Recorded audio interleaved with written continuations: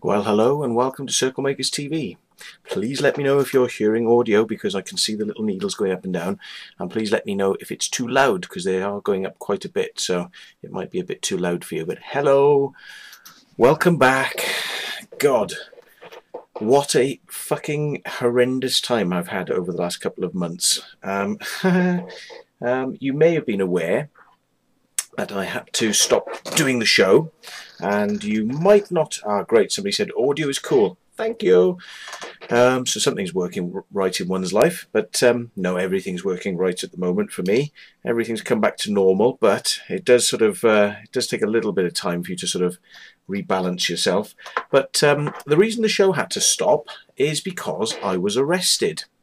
And some of you may not have known about this, but I was actually arrested because of snuff, by the way. I always have to just tell you that that's not anything nasty like cocaine or ketamine or anything like that. But yes, basically I was arrested because of the accusations levelled against me by none other than Agent fucking S. Let me just re-centralise the screen so you can see. Agent S, otherwise known as Shelley Fife, spelled F-Y-F-E, Shelley Fife. Now, that's not the only name she goes by the way. Talk a little bit about this in a bit, but she goes by a few other names. Shelley Parks, Shelley Frusciante, you know, got a lot of names. A little bit of a, you know, sort of mystery as to why one would need several different names, but there we go, you know, it depends what you're trying to hide, I suppose. So, as you know, we like to have a little drink on the show. Helps relax us for what we're just about to do, which is going to be pretty fucking pretty fucking explosive, I think. Some people have said to me, you know, you're going to do this show, Matt. I'm like, yeah. And they're like, you don't really want to sort of, you know, go saying some of those things though, do you? And I'm like, fuck yeah, absolutely, fuck yeah. I mean, I got fucking arrested, and when you hear what I'm just about to tell you about people that tried to absolutely stick the knife in and make sure, in their little way, do their little part to make sure that I was going to end up in jail, if you embrace that fully and think, well, how would I feel if if I was given the same sort of shit? Somebody says, uh-oh, alcohol. I've only had that much. That's it. That's it. So watch me as the show goes on. That's all I've had. So don't worry, you're in safe hands. Right, okay, well, the show had to stop because I got arrested, and basically we had a situation where I had to get out of my house, and because of that I had to dismantle everything, put it in boxes and move to another house. Now we'll talk a little bit about that in a second, but let's just have a look at, we've got a few people in the chat channel at the moment. We've got 13 users. We've got 2012. Oh, we've got Colin Andrews. Hello, sir. Very nice to see you. Dorothy, as always. Dave D, Happy Stomper. Some familiar names there. Jim Leahy is a new one. Cannabis, Plan 9. Familiar names. Pizuki, Q, Wraithy. Oh yes, Mr. Wraithy. I'm sure you really want to get the gossip of what I got in here tonight. Shredded Wheat and The Lamp. And I'm sure if Mr. Wraithy could be here now in the studio, he'd probably say to me, there's no need for all this negativity because we're all just teachers. Well, I'm hoping that we are going to learn something tonight. So this is a form of teaching. I really do hope we're all going to learn something from this. Anyway, as you may be aware, this person, Shelley Fife, who used to come on the show under the name of Agent S, basically shared a house with me. Now, a lot of you may not be aware of the background to that, but Shelley used to live in the area quite a few years ago, and then she went away for a period of time, and then she came back. And when she came back, she was basically looking for a place in the area. For some reason, sort of, we got together. I can't remember how it was even now, but somehow Shelley contacted me, and then basically I said, well, if you need a place to stay whilst you're looking for a house, you're more than welcome to sort of stay here if you wish. And that's how Shelley came to be back in the area. Now, we ended up, because I was being evicted at that particular time from Bishop's Cannings, a house where I'd lived for 15 years. And by the way, just let me know, is the audio too loud, or is it just about right? Because it does seem to be deflecting quite high, and I know you get distortion sometimes. So just let us know, and I'll turn it down if necessary.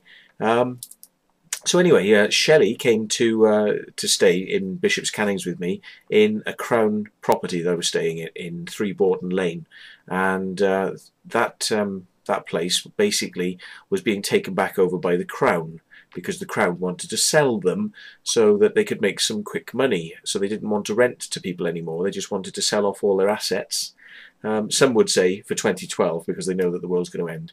Well, you know, your money's not going to help you if the world's going to end, is it? So I can't see that that was the reason for doing it. But, ooh, the sound is proper bosh, I am told by Q. Thank you for that. And welcome as well. So, yes, thanks, Colin, as well. And Darthy. Yep, you're all saying it's good. So, excellent, because I'm using the most minimalistic setup possible tonight. I've got one camera, that's that one, which has a little image burn up there. Can you see that where my finger is? It's got a, I think I shone the laser at it and the laser burnt. So it's just proof that lasers can actually do some damage. But yes, so get back to the point. Right, I'd lived in Bishop's Cannings for 15 years, very happy there, but unfortunately that came to an end, so I needed to find a new place to live. Now, that was in August. By Christmas time I still hadn't left. I was meant to have left the house because they wanted it back, but I didn't have anywhere to go. Now, being on limited income meant that I had to get somewhere that was very cheap. And up to that point, I know it sounds amazing, people just can't believe when I tell them, I was only paying £285 a month in Bishop's Cannings, which is very, very cheap. And, you know, that's how I was managing to survive, because I had the money, I could afford that with not much money. So I was living there. When that was coming to an end, I was looking around for places that would allow me to live. And of course I've got a problem because I've got a dog, and that immediately counts out probably 50% or higher of the places that you're looking for, because they don't want dogs. They'll either assume that the dog is going to wreck the place, going to infest the house with fleas, make it smelly, or, you know, sort of wreck the garden or something. But people just generally don't like dogs. And so that was a number of places out. And I needed to have a garden because the dog was used to the garden, had lived there for 7 years in Bishop's Cannings, used to having the garden. So I needed a place with a garden. That was utmost priority to me. I mean, you know, I always make sure that that dogs I have are looked after and they've got that space to kind of run around in. And I tend to like to leave the door open so the dog can kind of come in and out, so that, you know, the dog is able to do their business when they want to, rather than being confined indoors. So basically, I was looking around. I couldn't find anywhere. I'd also put myself down on a housing list. I mean, there's houses out there. If I'd had, like, you know, £600 or £700 a month, which is, of course, you know, ridiculous money, then yeah, I probably could have had a place. But, you know, if you want just a 1-bedroom or, you know, 1-bedroom flat even, you know, basically, you know, you have to jump through bloody hoops, and there's still no garden, you know. And so I was thinking to myself, you know, I've got a problem here. And when Shelley arrived back on the scene, and I said, you know, you're welcome to stay here if you want, because, you know, you're trying to get a place, and explain to her about the procedures of, you know, where you could go and who you could sign on to sort of speak to go on a housing register. And she'd done this, and she was staying with me. And then basically I said, well, look, you know, this is getting critical now, because I am going to be evicted onto the street. You know, there was stuff going through the courts with the eviction process, and I was delaying it. I was using tactics I knew in order to delay that. And basically, I said, well, look, you know, you need a place, I need a place. Would you be prepared to share a house? And then we can pool the money together for that, and we can probably get something that's got a back garden, and you know, might be quite a better area. It might be sort of near a town. And she said, yeah, sure, she was prepared to do that. And I said, well, if I'm going to do this, obviously I want some sort of like security to kind of know that basically, you know, you're not going to up and leave and then I can't live there because you're not there. So I made an agreement with Shelley that we would be there for 12 months, or at least she would be there for 12 months, and that if she wanted to leave before that, you know, obviously to let me know, and I would try and get somebody in. So, you know, that was the basic agreement, and on that sort of basis, I went out and had a look, found a place that was absolutely spectacular in terms of, you know, size and the fact that it had a nice garden. It was right in the centre of Devizes, 42 Victoria Road it was. So, you know, basically lovely place, old sort of fashioned houses, but sort of like what you class kind of like a middle class neighbourhood. Lots of more older people, quiet, you know, elderly. In fact, very much an elderly street, you know, full of elderly people, and yeah, it's just really nice, quiet. Parking outside as well, you know, which, you know, you don't get in a lot of places in town. You know, you can't even park your car, but you had parking here. So anyway, I loved it. The dog liked it because we could walk into town and it was quite exciting. The dog liked the hustle and bustle of seeing all the shopping, and you know, basically it was a nice atmosphere. So I was rather pissed off that I had to leave Bishop's Cannings, but because I went into this place in Victoria Road, that seemed to sort of pick things up.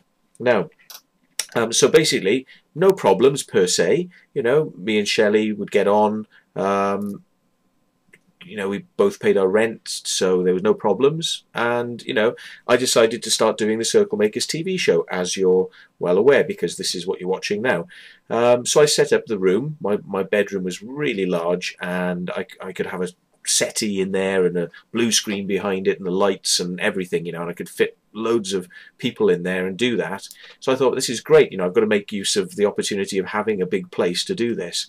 So I was quite happy with the situation, doing Circle Makers TV, and right from the outset, I offered to, you know, sort of Shelley if she wanted to come on board and maybe help out in some way, even off camera. If she wanted to help off camera, just dealing with the chat channel, that would be fine. And she was interested in this. Now, I'm going to go back now. We're going to actually skip all the way back to background, okay? Because I'll give you a brief sort of run up to, you know, how Shelley came to be in the area and her background. And where this is leading, so I keep you a little bit interested, is that I was actually arrested for alleged assault on Shelley, and this is where it gets really interesting. So anyway, that's to keep, you know, so you stay here and you don't tune away. Make sure there's something dangling in front of you to keep you here. But anyway, Shelley's background. She was brought up in the Southampton area. I believe could be like Gosport or somewhere like that. And basically her family were, from what I understand, from what Shelley's told me, a bunch of criminals and idiots, basically, into things like witchcraft, and, you know, used to use Shelley as a sort of like a toddler, as a burglar, basically, pushing her as a small kid through neighbours' windows and open small windows and getting her to go in and steal stuff and open the doors and let herself back out, this sort of thing, yeah? So, you know, that's not cool. That's not cool. That's not a good way to bring up kids, and, you know, it doesn't sound very nice if it's true. I mean, we've only got Shelley's word for this, you know, but there we are. You know, that's the sort of life she said she had. She's even been on the show, so I'm not telling you anything that isn't, you know, peculiar here, because any of you watch the show will have seen Shelley talking about her sort of family upbringing, and she talked about things like, you know, her mother or her grandmother, I think it was, peeing in a jam jar of nails and doing a spell on it, you know, to make some woman across the way die, you know, and it's like, whoa, that's a bit like not very nice. So anyway, that was her kind of her family arrangement, and because of this, she grew up a little bit sort of rough-edged, and was quite rebellious at school. Couldn't settle down, getting into trouble, apparently getting into fights where she was accused of knifing a girl, and what was it? I think Shelley told me something like it wasn't a knife, it was a pencil, but they said it was a knife or something like that. I forget the exact details now. But anyway, she used to run away from school, she was running away from home, and eventually, because of the problems at school and at home, social services were called in, and Shelley was taken away from her parents, and she was taken into care. So she was put into like a foster care home, and even they couldn't deal with Shelley. Couldn't deal with her. Just too mad, too out there, bouncing off the walls, causing trouble, and according to Shelley herself, while she was there, she used to threaten to commit suicide. So, complaining of depression and threatening to kill herself all the time. So the situation was so bad, apparently, that Shelley got taken from the managed foster care place, and they put her in a bedsit on her own.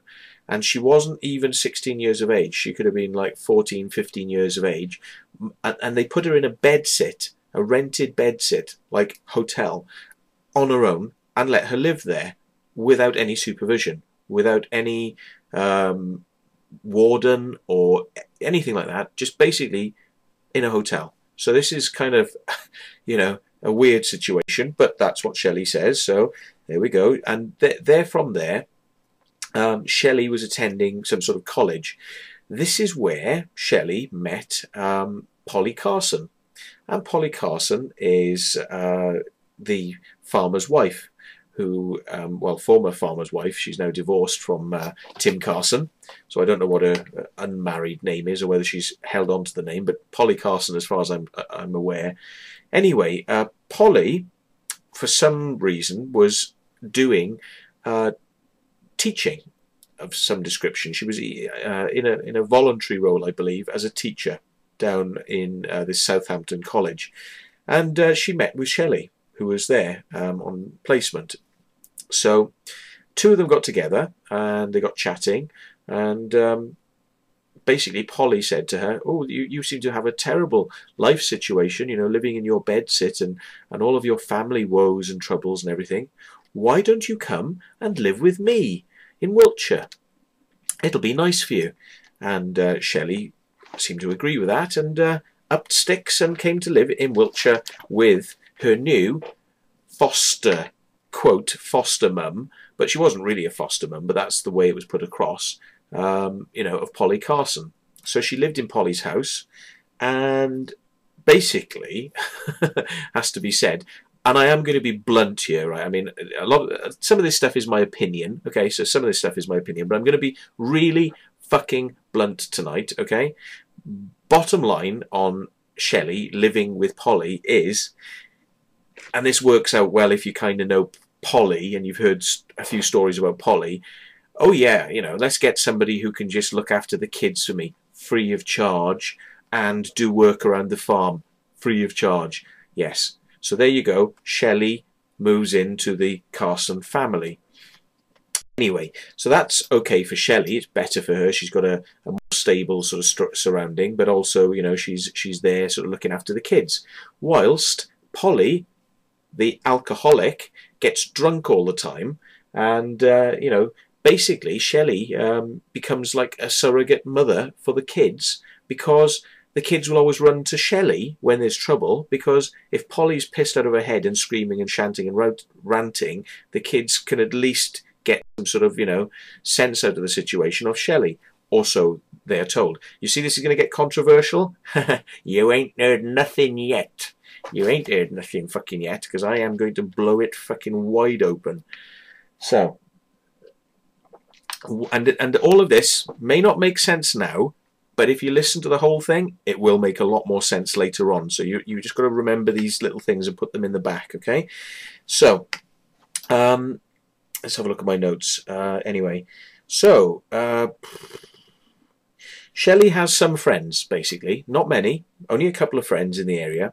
And bear in mind, Polly's kids were sort of like, you know, 5 or 6 or something like that. You know, they're quite young apparently at the time, so they weren't exactly, you know, good company for Shelley. She had a few friends, but I know a lot of the people who know Shelley. Now you're going to say, oh, this is just hearsay. I can tell you the names for a couple of them. It's like Tom Hodkin said he would write me a letter discussing how fucking nutter fucking Shelley is. Yeah, there's quite a few people who told me some interesting stories about, you know, giving her cars. You know, basically she's supposed to pay for them, never ends up paying for them, and when the car breaks, gives it back and says, I don't want that, it's fucking broken. So that's Shelley, okay? This is Shelley, okay? So we're going to build up a big picture for you here about what people are like, really, not what you see on screen, what they really are like, okay? So lots and lots of stories like that about people who say, Shelley's a nutter, Shelley likes taking stuff off people and doesn't pay for it, and Shelley is basically, you know, not to be trusted. Even lots of problems with people who'd even tried to get, you know, romantically involved with Shelley, only to find out that she's got a bit of a fucking side when you actually come to the almost fucking time, and Shelley decides to go and just fucking run off. I've heard stories like that as well. So not exactly a stable friggin' girl by all accounts. But anyway, that doesn't matter to me because I didn't know that side of Shelley. You know, this is what other people knew. I didn't know that. Okay, so when I met Shelley, I met her at the Barge Inn, and basically was making circles back in, you know, the 2000, well, no, before 2000, 1992 to 2000. So I met up with Shelley somewhere in that time, and basically at the pub at the Barge. Now, also with me would have been Paul Damon. And Paul Damon was very friendly with Shelley and fancied, you know, potentially something going on between him and her. Nothing ever actually happened, but they were good friends and they used to hang out, and basically Paul was living at my house in Bishop's Cannings. So from time to time, Shelley would turn up, okay, at the house, and I, you know, feed her, you know, give her sort of a cup of tea, whatever, chat to her. Seemed okay, you know, didn't seem too bad to me. We never had any arguments, and I thought, well, you know, she seemed on the surface to be a fairly level-headed person. I thought that she was actually not nutty, not crazy. Changed my mind on that one now. We'll come back to this, but anyway, so when I actually had this situation whereby I needed to move, I was confident that there wouldn't really be a problem. Anyway, going back to Polly, Shelley knew Paul. Paul was a circle maker. I'm a circle maker. Of course, you know, we talk about making circles, and Shelley was obviously privy to certain information about circles we'd made because we didn't think Shelley was a threat. So we used to tell her which ones we'd done, and we'd asked her out on occasion. She'd come out and seen some circles being made. She even came out, she was present, and there are photos of her present in the R formation, the letter R, which we did as a daylight demo for digital radio. And I think I showed some footage. I think I've actually got, have I got the footage here? Maybe not. Maybe not on that one. But anyway, so she was there at these formations being created. She then went and spoke to Polly, who, of course, Polly Carson, owning the East Field, you know, the East Field where the Led Zeppelin formation appeared, you know, the one that appeared on the album cover. You know, that field has been used over the years by circle makers so many times for different designs, and Polly is a big believer.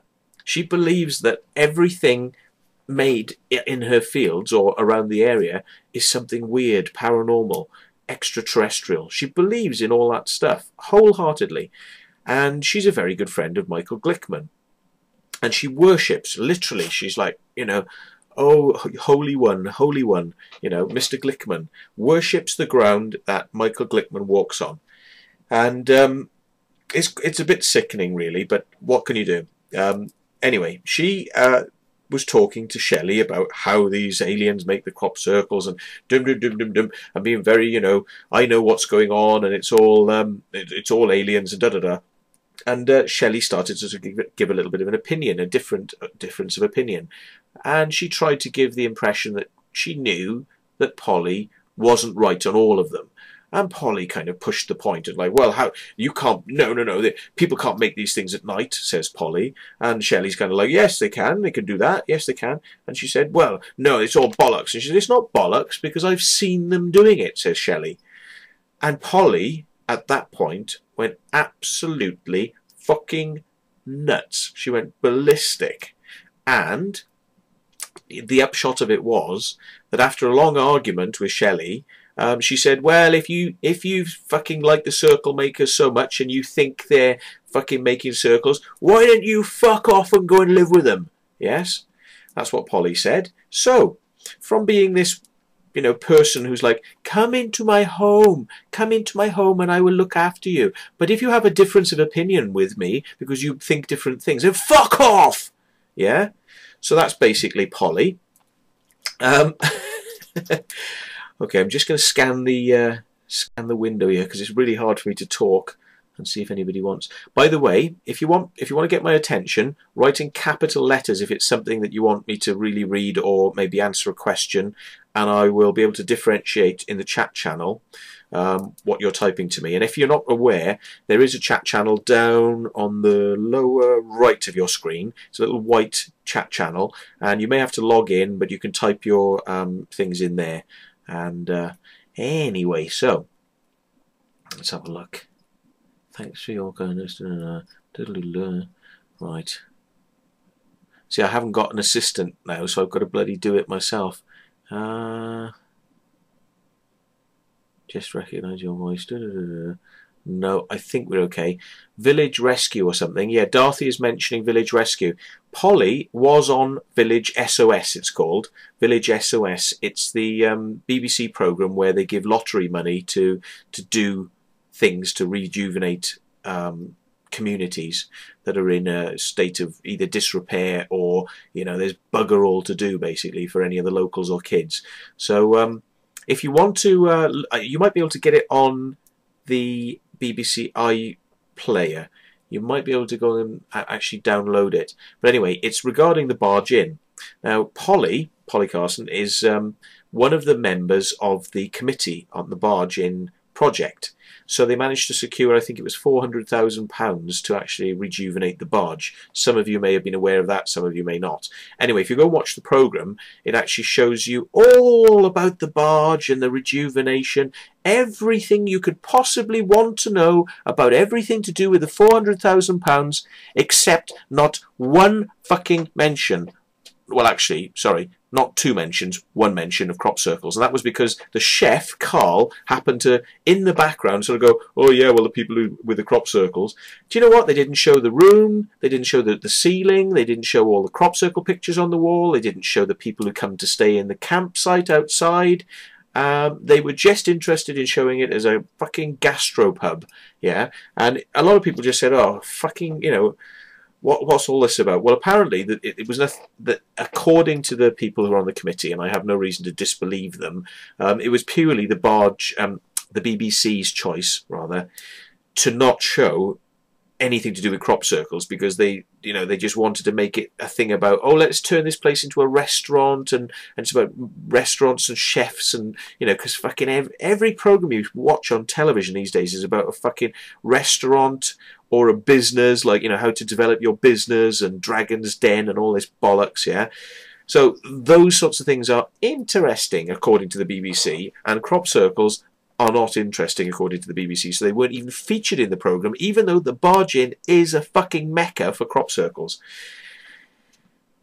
It's like going to Stonehenge and just, you know, looking at the visitor centre and then not showing the stones, you know, just show the visitor centre. Oh, we're only interested in the visitor centre. We're not interested in the stones. The visitor centre, the place on next to Boscombe Down Visitor Centre, you know. nothing to do with stone circles. You know, it's just like that mentality. Anyway, I'm digressing. So anyway, go watch the program. She's on it. She's not on there a lot. And do you know why she's not on there a lot? Oh, I'm going to be a fucking bitch now.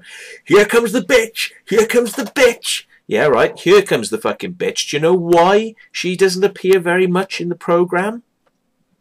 She wasn't very happy about not appearing in the program very much. Do you know why?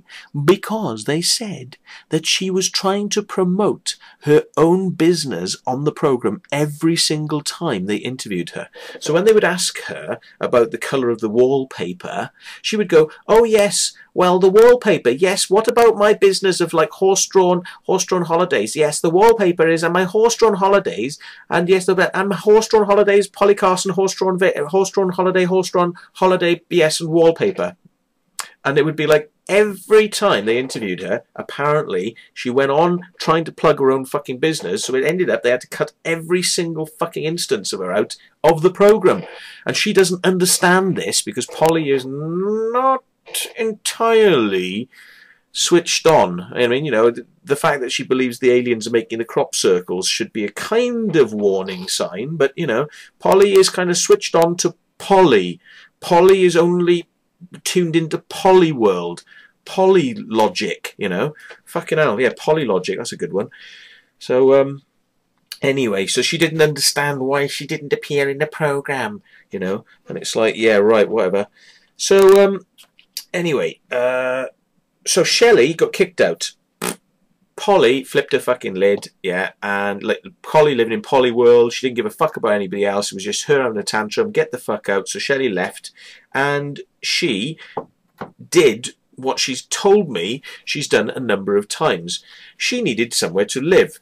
How do you get a place to live quickly when you have no money? How do you do it? Well, you put yourself down on a housing list. But of course, there are people on housing lists, and there are people higher up the housing list than you because you're just normal. You know, you haven't got a disability and you haven't got anything, you know, like wrong with you, or, you know, you're not vulnerable. You're not like being chased by some evil boyfriend. You know, you basically, if you haven't got something really fucking mad going on in your life, or if you just happen to come out of the army, i.e. you like murdering people, and then you jump up the list quite quickly because you like to murder people, so they've got to jump you up the list because murderers deserve that.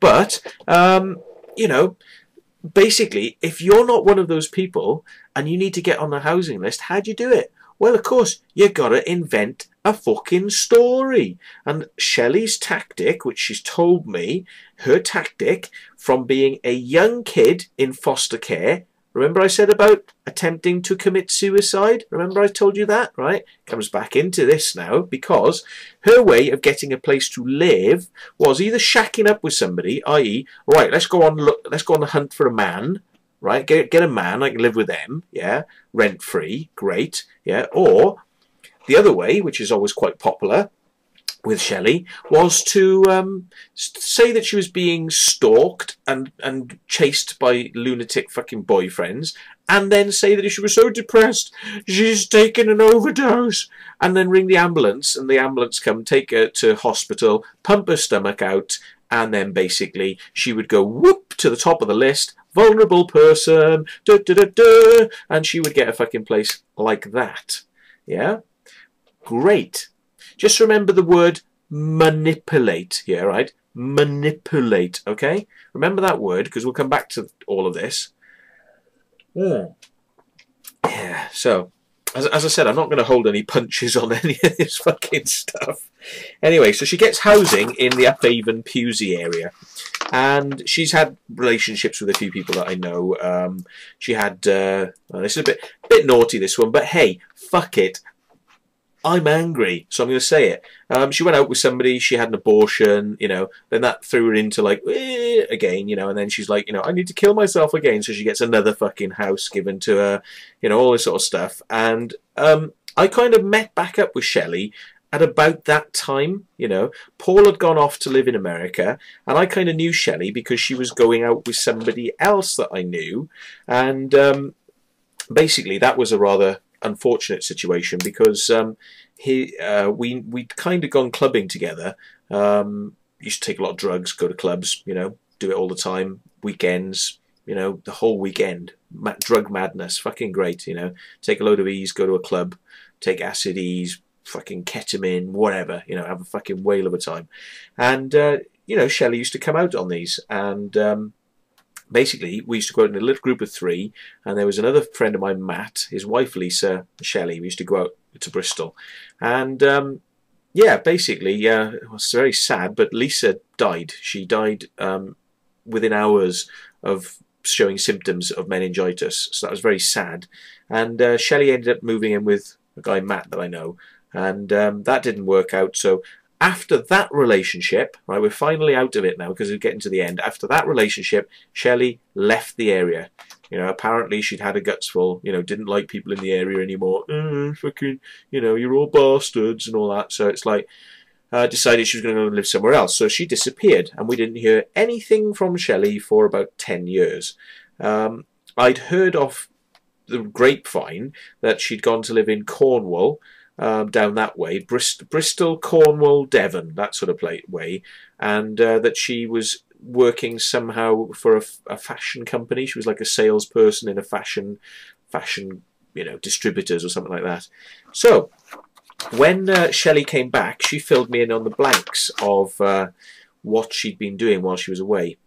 Now, whilst she was down in Cornwall, according to Shelley, she had a £70,000 job, and she had a 200 grand plus house, and she was living with an Irish boyfriend who used to beat her up. This is a constant thread you keep coming back to, you know, Shelley being beaten up. Okay, so basically, right. Okay, yeah, somebody's saying they could have been my assistant tonight. Yes, you could have, yeah. And farm potatoes, somebody says. Matthew, the barge was made by visitors to crop circles. Yes, it was. Yeah, oh, that's from Colin Andrews actually. And actually, yes, he's saying when he first pulled his caravan into the field behind the barge, there were 3 old guys in the bar, and my caravan was the first into the field, and things changed because of crop circles for sure. Indeed, yeah, yeah.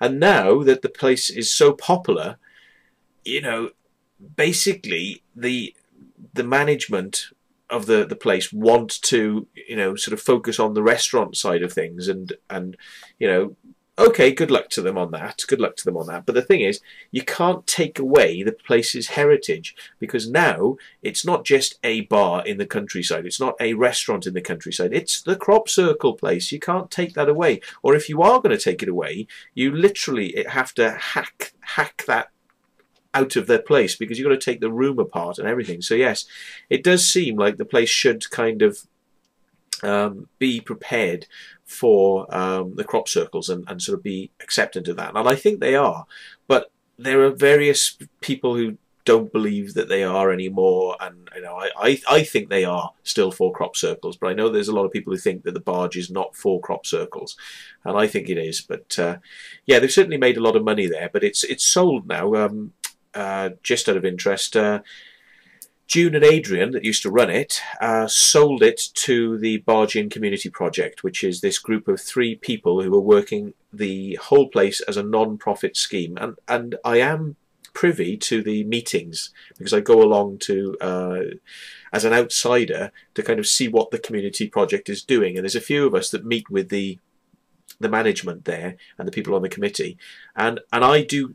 You know, I get these people saying to me, you know, oh, they don't like crop circles anymore, they don't want us here, the crop circle people. And then I put this to them, and I get this sort of messages back saying, no, actually, we are into crop circles, that's fine, you know. And it helps to dispel these kind of, like, you know, the gossipy type things that go on. Funny thing is, because Polly Carson hates my fucking guts, she never attends any of the meetings where I am there to hear with a few other members of the community. It's usually about 3 or 4 of us who come. And Polly Carson will not attend because she cannot bring herself to be in the same room, well, you know, or chatting to me anyway.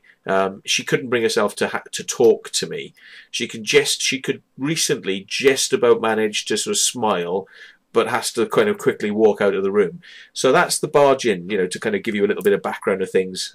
Anyway, Yeah, okay, get back to Shelley mental. Okay, right, let's get back to mental case. I know it's drawing on. We have 40 minutes now. Right, fucking hell. I haven't even told you I was arrested yet. Okay. So Shelley came back to the area. She'd had this 70k job, 200 grand house, sports car, Irish boyfriend. Doesn't get on with the boyfriend. He beats her up.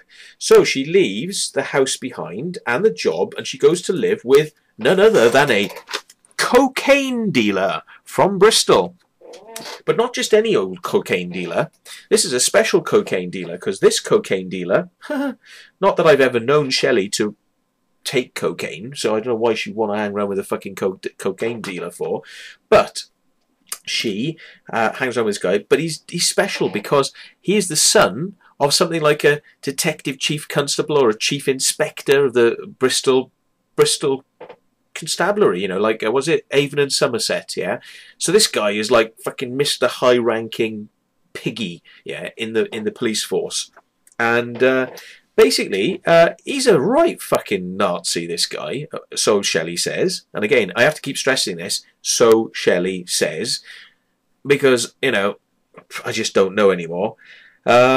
But yes, she says that this guy used to beat her up and was always constantly fucking with her. So she's just left one abusive relationship and she's just gone waltzing into cocaine dealer in Bristol.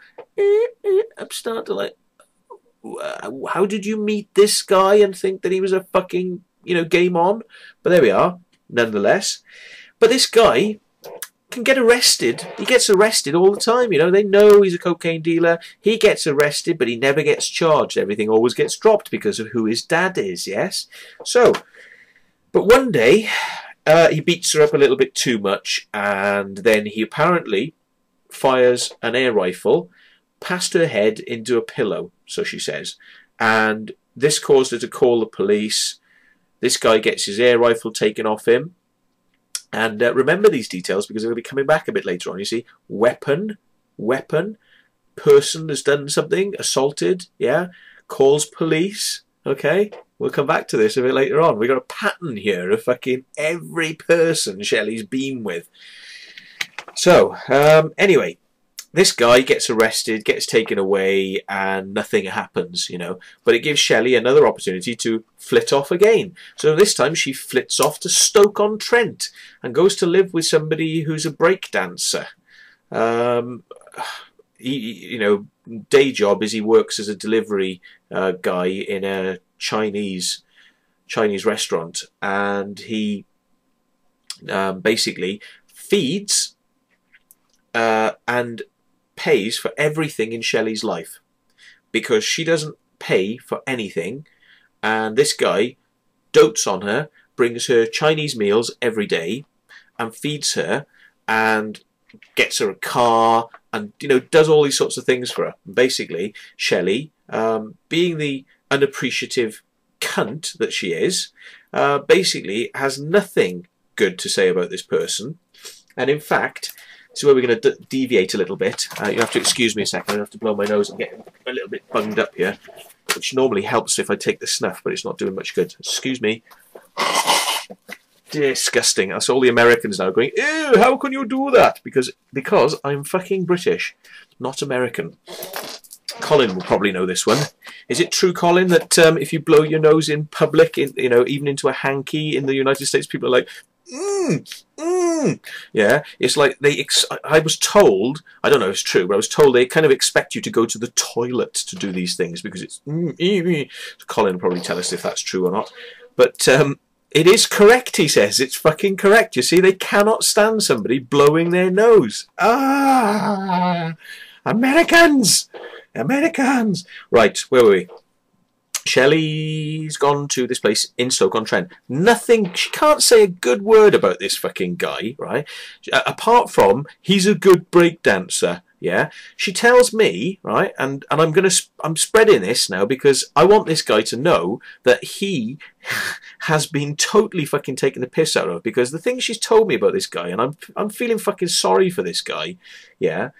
Basically, you know, he goes out to work, he's got her living there free of charge, and she's just like, fuck you. You know, the more you do for somebody, the less you're thought of. So Yes, Darcy says, he thought I'm Welsh. Nice to say I'm British. No, I'm definitely British, yeah, because I'm not a great fan of Wales. It's really nice countryside, but God alive, I can't stand the accent. And I mean, it's fucking Torchwood. I mean, all right, but go, we got to get those aliens now, all right? It's like, fuck that shit. So anyway, yeah, she's very, very condescending about this guy, and she says that basically the reason he feeds her food, and check this out now, gives her free food. The reason he feeds her the food is because he wants to fatten her up so that she'll become fat and unattractive to other men, and then she won't be able to leave and she'll stay with him. And that was his way of making sure that she stayed with him. Yeah, I mean, at the time I was told this, I just thought to myself, you know, if you say that about this person, what the fuck do you say about everybody else? You know, especially those that have tried to help you, you know. So it's like everybody is a fucking enemy, you know. Anyway, coming from that place, Stoke-on-Trent, to here, Shelley has been given a car, you know, which is taxed, insured, and that she's got the car. And she's given the car on the basis that she will pay for it. Never paid anything during the time that I was there. That was 7 months. And it was only 800 quid she had to pay for the car, which was probably worth a couple of grand because it was a, you know, fairly decent quality Nissan Micra. But yeah, you know, she basically had this car given to her to kind of, you know, flit around in. And I'm just thinking, I remember the story about her getting a car and she ran it round till it fucking broke, and then she gives it back and goes, I don't want that anymore. I'm thinking, oh, poor guy, getting the fucking piss taken out of him. Yeah, I hope that doesn't happen to him. But hey, you know, just following the sort of, what's the words I'm looking for? Following the pattern of behaviour. Pattern of behaviour, yes. So, when Shelley comes back, now here she is, now she's back in this area, she says to me upon arrival, you know, right, I'm going to look for a house and I'm going to get myself a job. And the other thing is, if I'm out and about and I see Matt, if I see Matt or Polly, I am going to not bother with either of them. I'm going to ignore them. I do not want to speak to them. I fucking, no, just no. I'm like, well, it makes no difference to me, you know. I couldn't give a fuck whether she speaks or bothers with any of these people. It's never been part of my agenda to kind of, you know, I'm not, by the way, I never was and never have been or never have been interested in being in a relationship with Shelley, because a lot of people have assumed that we were in a relationship, yeah. And I have to stress, I am gay. Right, and if you know me, right, if you know me very well, you'll know that. You probably will have met one or two of my partners, who unfortunately are usually a bit younger than me, which is a bit embarrassing. So when I take them out, I often get people, you know, sort of like looking. We're not talking like 15 or 16 years of age. We're talking like they're 25 and I'm 40. So yeah, that's a bit embarrassing. But you know, I really am gay, honestly. You know, I really am. So I'm not going out with Shelley. So the whole point about me sort of saying to her, yeah, you know, do what the fuck you like. I don't care. I mean, I'm not trying to stop her doing anything or seeing anybody. So I'm like, whatever you want to do. You know, you want to speak to these people, speak to them. Don't want to speak to them, don't speak to them. Sorry. Oh, that's Cassie sneezing. What the fuck's she doing? Sounds okay. She has these funny twitches these days, so I've got to keep an eye. I want to make sure that she doesn't like go and freak out and die downstairs, because I get a little bit panicked by that when I hear her sort of like moving around, like as if she's having a fit or something. Anyway, right. So Shelley goes back. I don't want to speak to these people. I'll ignore them if I see them. Right. So a couple of weeks after she comes down, I try, as I did, to get Shelley to come out of the house, and someone's about to burst in and assassinate me. Yeah. Yeah.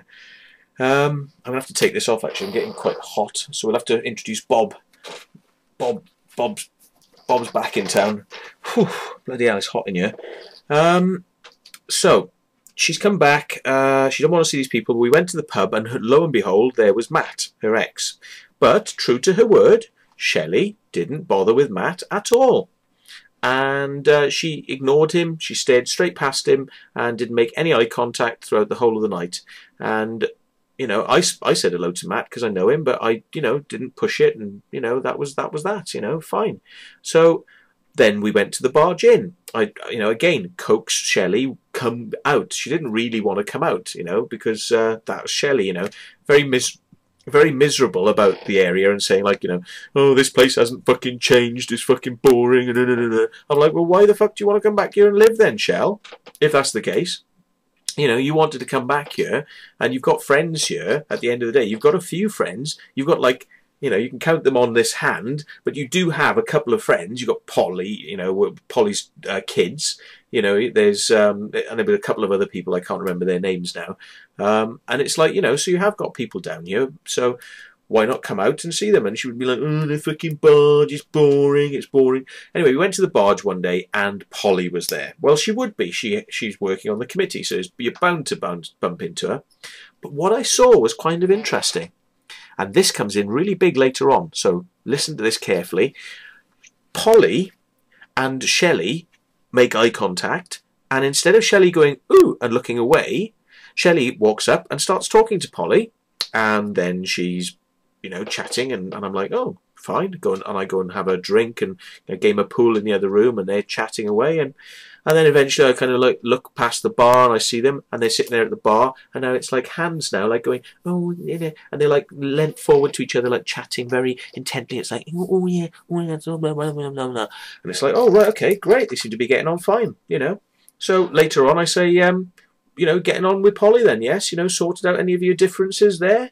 And she's like, oh, well, you know, we're just sort of saying, you know, hadn't seen each other for a long time and all that. And I said, oh, I just thought that you weren't going to even speak to her or look at her, you know, if you saw her. And you know, and she's like, oh, well, you know, I said, oh, good for you, you know, well done, well done. I'm glad to see you getting back on. So just remember that nugget now, okay? I'll come back to it later on. So with Matt, she'd said didn't want to know him, and she stuck to that. With Polly, didn't want to know him, but back in there. Okay, so then, fair enough. We do the Circle Makers TV show. We do that thing that you know so well, this square box around here. We do Circle Makers TV. And basically, the show involves Agent S. She comes on. She wants to change her name so that people don't exactly know who she is, but eventually people cotton on she's Shelley, you know, and what her name is. There's the whole debacle with Indrid Cold, you know, sort of freaking her out. And she was very easy to freak out, by the way. She wouldn't admit this, and I didn't say anything about it on the show because it was embarrassing. But Indrid Cold, you absolutely annihilated Shelley Fife. She shat her fucking knickers, right, over you just doing one simple little thing and saying, I know where you lived. That's all it took, yeah? Shelley cacking herself, yeah? Who the fuck is it? What they doing? What they doing? I'm like, look, ignore them. They're just fucking internet pricks. They're just trying to wind you up. No, who the fucking knew something about me? Knew that I lived in Gosport. And it's like, so what? So what it was, who cares? You know what I mean? Who fucking cares? But anyway, freaked Fred Shelley out for some reason, which, again, you know, is kind of like a little bit weird. Why would you go so over the top over something so basic as that? But she did. Anyway, right, let's have a look. So, basically, when we were living in Bishop's Cannings, she was living rent-free. I put myself down on the housing register, but didn't get anywhere. When we did this house thing, right, I said to her that if I got this place, I would basically wondered if she wanted to put the money up for this. And it was only like, you know, you'd ask as a natural thing. It's like, well, do you want to come in on halves on the deposit because we're going to get this place together? And you know, just a normal question like that, right? Normal, you know, no atmosphere in the air, just chatting away. And I said, well, so do you want to sort of put money up? Would you like to sort of put half the deposit up for the place? And she just looked at me and she just went, fuck that. And I'm like, ooh, it's a bit fucking nasty. And I'm like, well, why not? And she's like, well, you want to get the place. And I'm like, well, no, I want to get a place so we can both have a place. You know, that's what I'm trying to do. And I just wonder whether you want to help contribute to that, or whether I have got to do all that. Well, as it happens, I have a friend in my father, you know, and he actually put the money up for the deposit because I didn't have the money. So my dad helped out and he put the money up. But I was really disappointed by this attitude of fuck that, you know, in not wanting to help out.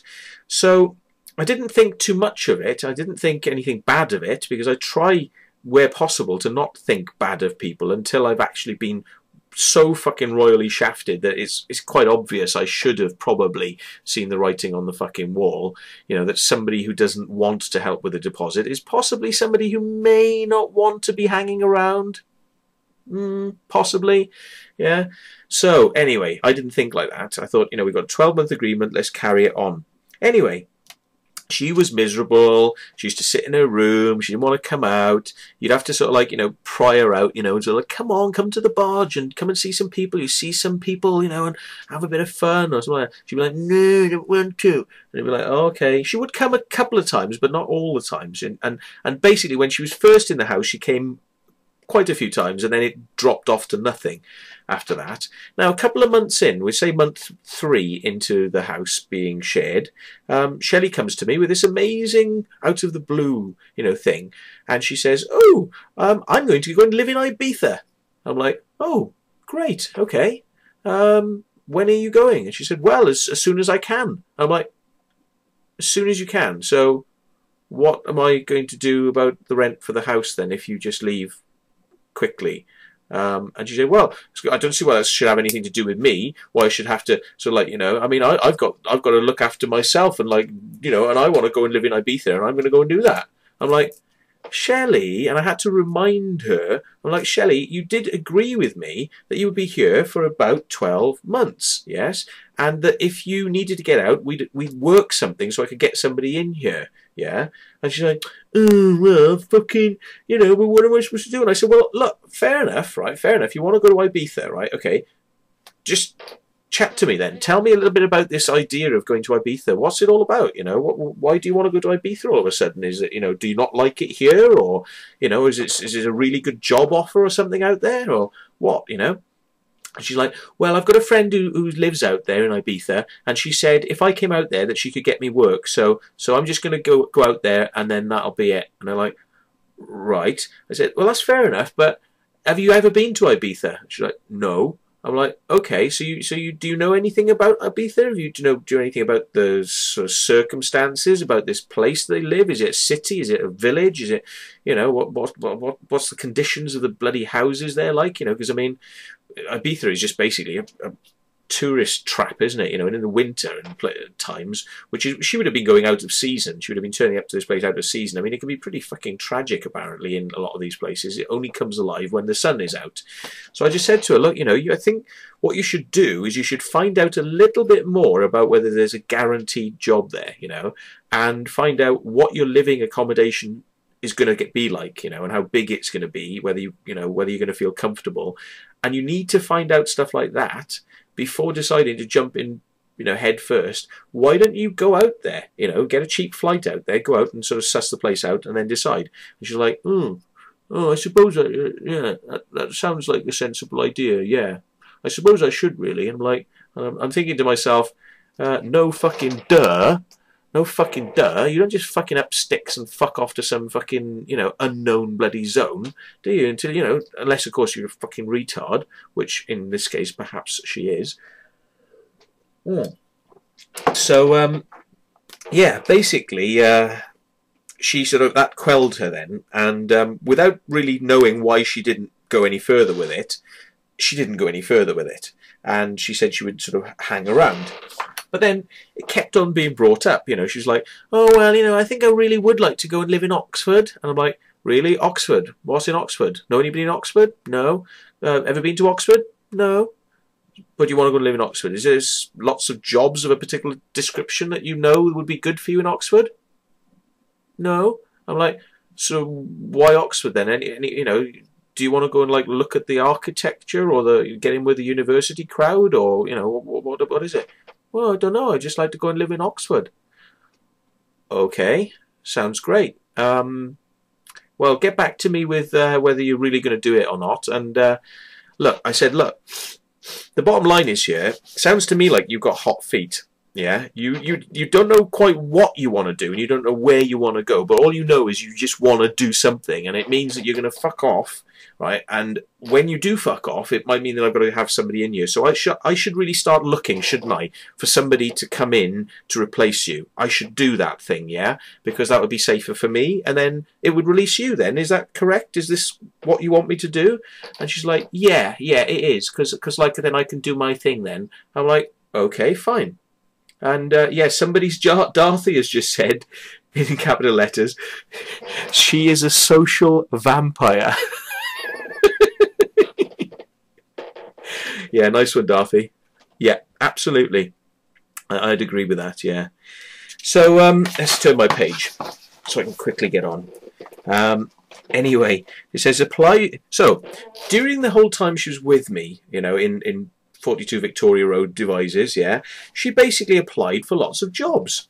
Now, coming from her background, where she tells me that she's been living in Cornwall and she has had a boyfriend and a 70 grand job, a 200 grand house, sounds wonderful, you know, but she gave it all up. She just walked away and even gave the deeds back to the ex-boyfriend who used to beat her up. So of course that's exactly the type of person you're going to give the deeds back to. So she's paid for 3/4 of this house out of her wages, apparently, which I think somebody said to me sounds fucking impossible, to pay off a 200 grand house on a 70 grand doodah, you know, within that time or something like that. I don't know, I haven't worked it out, but anyway, somebody said that sounds a little bit unfeasible, you know, like bollocks.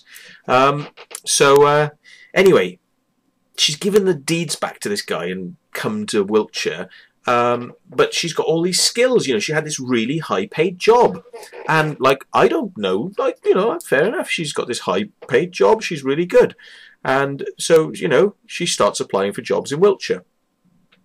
And I'm all for it, you know. I'm so like, great, you know, go get a job, go girl, fucking good for you. And I've always been, up until the shit where Shelley calls the police on me, I've always been, I feel, quite supportive. I only really put my finger on two sort of pseudo arguments that we ever had, yeah. One was over she dismantled my vacuum cleaner, which was stupid because she's not electrically minded, not electrically trained, shouldn't have done it, and she just left it in bits on the floor. So now I've got to put it back together after somebody else has taken it apart. I would rather take it apart, fix it, and put it back together all the way, because I don't want people fucking around with electrical things. I'd rather do it because I know about that stuff. Yeah, it's kind of like, you know, if your fucking dad's a plumber, why try and fucking fix your own plumbing and fucking cause a leak that fucks up your house and burns the place down? Why would you do that when your dad's a fucking plumber? Yeah, it's like, it's dumb. So I just said to her, please don't dismantle things that don't belong to you. Wait for me to come home. I won't be angry if it's broken, because it was a bit dodgy anyway, and all it needs is a new bit of cable and it'll fucking work. But the point is, don't dismantle stuff if it's not yours. And the only other thing I ever said to her about was don't try to decorate the place, because I've paid, or my dad has paid, the deposit. So don't do anything that is going to risk me losing £2,000 worth of fucking deposit, because they will be really happy to go and take that money. So please don't do that. But there was a little instance where that was on the cards, and I kind of said, please don't do that. But the point is, both times I had this conversation with her, yeah, and she fucking flipped her lid because I dared, you know, bring up the fact that she'd done something, you know, that I didn't like. Yeah, and she fucking, boof, exploded. To the point, right, where I have to walk away and talk to her about it the next day, by which time she'd absorbed the information and you could actually have a chat about it, yeah, rather than a fucking badoosh, yeah. So it was like lighting a fucking 6-second fuse, you know. It's like, oh, by the way, please don't do that because that's my stuff. Don't fucking tell me what to fucking do. And it's like, oh, for fuck's sake. So anyway, she was a little bit of a live wire, but like I say, I always used to be supportive, and whenever she went down and put herself down for one of these jobs, which I thought was fucking stupid, right, the types of jobs she was trying to apply for, she's not computer literate, right? She's a user, yeah? She's a user. She was applying for web design jobs and computer support roles, you know, like support staff. And it's like, you need certain skills and certain experience to go into those types of jobs, which I didn't know that she didn't have the skills, but I had a pretty good idea that she didn't. A good indication of the fact that somebody usually doesn't have the skills to be working in a high IT department role is the fact that they've got PCs with fucking Vista on, right? Right? Need I go any further? Right? Oh yes. Well, okay. Let's go a little bit further. Then it's got Vista on, right? And it's falling apart. Yeah. But she doesn't want to fucking touch it or reinstall the operating system. No, no, no. Because I might lose my data. Yeah. And you want to support. You want to be a support engineer, and you don't know how to get your data off there and reinstall the fucking operating system safely. You don't know how to do that, and you want to work as an IT fucking support. I mean, what are you going to be IT supporting people? How to fucking plug their mouse in? You know, what exactly are you expecting from an IT fucking role? So guess what? She's applied for all these jobs. She gets them because she's got the gift of the gab, right? And she dresses in bloke type suits, you know, with big cuffs. You know, they're sort of like female suits, but they're man-female suits, if you know what I mean. They're for those like fucking power-dressing women that want to look like men in the workplace, but they're actually women, but they dress sort of like men. Those types of dresses, right? Well, she only had one of them, yeah. Interestingly, during the time, about 5 months of different things, and I don't think I ever saw that suit get fucking cleaned, but there you go. So she would go to work in the same suit, and she was lasting 5 days, 2 days, week and a half, but that was after a suspension after 3 days, but they let her stay on for a week and a half. And yeah, somebody says it's a boy-man suit, yeah. Yeah, and Rhino says, Ibiza breakdancing, hello, it's 2011. She's as bad for you as being behind the times. Right.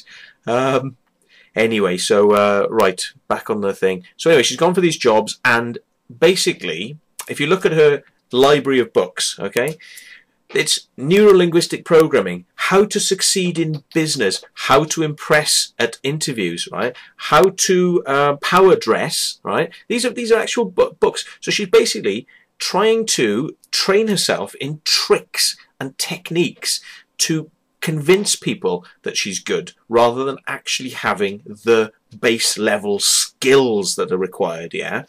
And that's the basic thing, because go all the way back to, where does she come from? Broken family, foster homes, no proper education, doesn't really speak very well. You know, when you actually break down what the patterns of speech, repetitive patterns of speech, and she only uses a few types of sentence structures and comes back to, I mean, remember on the show, right? Remember on the show, we've heard, I've heard this a million fucking times, but here's a classic Shelley, right? Here's a classic Shelley. Oh, I think I've got to disagree with you on that. I'm sorry, or no, I'm sorry, I've got to disagree with you on that. Ever remember Shelley saying that? How many fucking times did Shelley ever say that? I'm sorry, yeah, well, that's Shelley, yeah. She's read it in a book, yeah. This is how to impress people. What you do is, when people are in a debate or a thing, you stick your hand in the middle, right, and you hold your head up high, and you go, I'm sorry, but I have to disagree with that. And everybody goes, ooh, ooh, wow, she seems powerful. What's she got to say? She got anything to say? And then basically what you do is you fluff a little bit, and you try and sort of suggest that maybe something needs to be looked at a lot more, you know, but you haven't actually said anything. But people go like, confident. She's okay, isn't she? You know, and it's like, fuck off. Fuck off. Bollocks. Works in an interview. Works when you might be, you know, chatting in CirclemakersTV where people don't really know who you are. But it don't work when you're trying to go into a highly technical fucking job, does it? Yeah? Because she wasn't able to keep these jobs. But I just said to her, good luck. Yeah, good luck. And of course, in the back of my mind, because I'm a sarcastic fucker and I'm not stupid, yeah, I don't normally say to most people's faces, you're a real prick. and you don't know what the fuck you're doing, and you are going to fuck up, and it's going to be really fucking shit. But I'm not going to tell you that, because you'll go, yeah, and it will destroy you. So I will just say, good for you, well done, I hope that works out, happy days, yes? Because that's all you can fucking say, isn't it? So, you know, am I doing her a favour by doing that? Probably not in the long term. But in the short term, that's what she needed to hear, because she was going for a job. So, you know, you don't want to destroy somebody's confidence. But I knew every fucking job she was bouncing out of them. So she couldn't keep these jobs. So why was she trying so high? Why was she trying to be up there so high? Well, could it be something to do with the fact that I am actually quite well versed in computers? So we'll come back to this one in a bit. Yeah, is she trying to compete with me? Yes, is she trying to compete? I think so. She's trying to compete to prove that she knows something bigger and better, and she's got the higher ground on something. You know, it's a technique. It's a fucking technique. It's like, you know, psych technique. Now, she's had a few boyfriends who've been into neuro-linguistic programming. Okay, this involves speech patterns, you know, and inserting certain words and putting emphasis on certain words, you know, and things like that, so that those words kind of reprogram people's brains, and it's pretty fucked up. I really don't like it because it works, right? And that's why I don't like it. I don't like it because it fucking works. So the point is that it works well, and the wrong sorts of people are using it to manipulate people into buying things they don't want to buy over the phone, and, you know, by knocking on people's doors, cold calling, and politicians are using it, and all sorts of people. You know, it's bad news. But anyway, she had a few friends who've learned these techniques, yes? So they know a lot more about it than she does. So it's driven her fucking mad. It's driven her absolutely mad that these people might know something she doesn't know, so she wants to know more, and she wants to be better. So she's got a few books on how to quickly become an NLP person, like, you know, the cheat method, yeah, the fucking, like, you know, speed seduction, you know, that was one of her fucking books on the side. It's like speed seduction, you know, and it's like how to fucking cop on with somebody, you know, like 10 seconds after entering a room, just by saying the right thing, standing in the right way, and making a few gestures. Subliminally, that person's like, ting, I want to have sex with them. You know, it's like, it's a bit sad, really, isn't it? Yeah? If you can't get somebody through normal fucking means. Fucking hell. Yeah, okay. But there you go. So she's obviously got this lack of confidence in herself. She can't be herself, so she's got to be this other person. She's got to be this other thing, you know, and that's what she presents to the employers. And the employers are kicking her out, kicking her out, kicking her out. She had 5 employers. She lasted, like I say, between 2 days, and the longest was a week and a half, but suspended after 3 days, you know.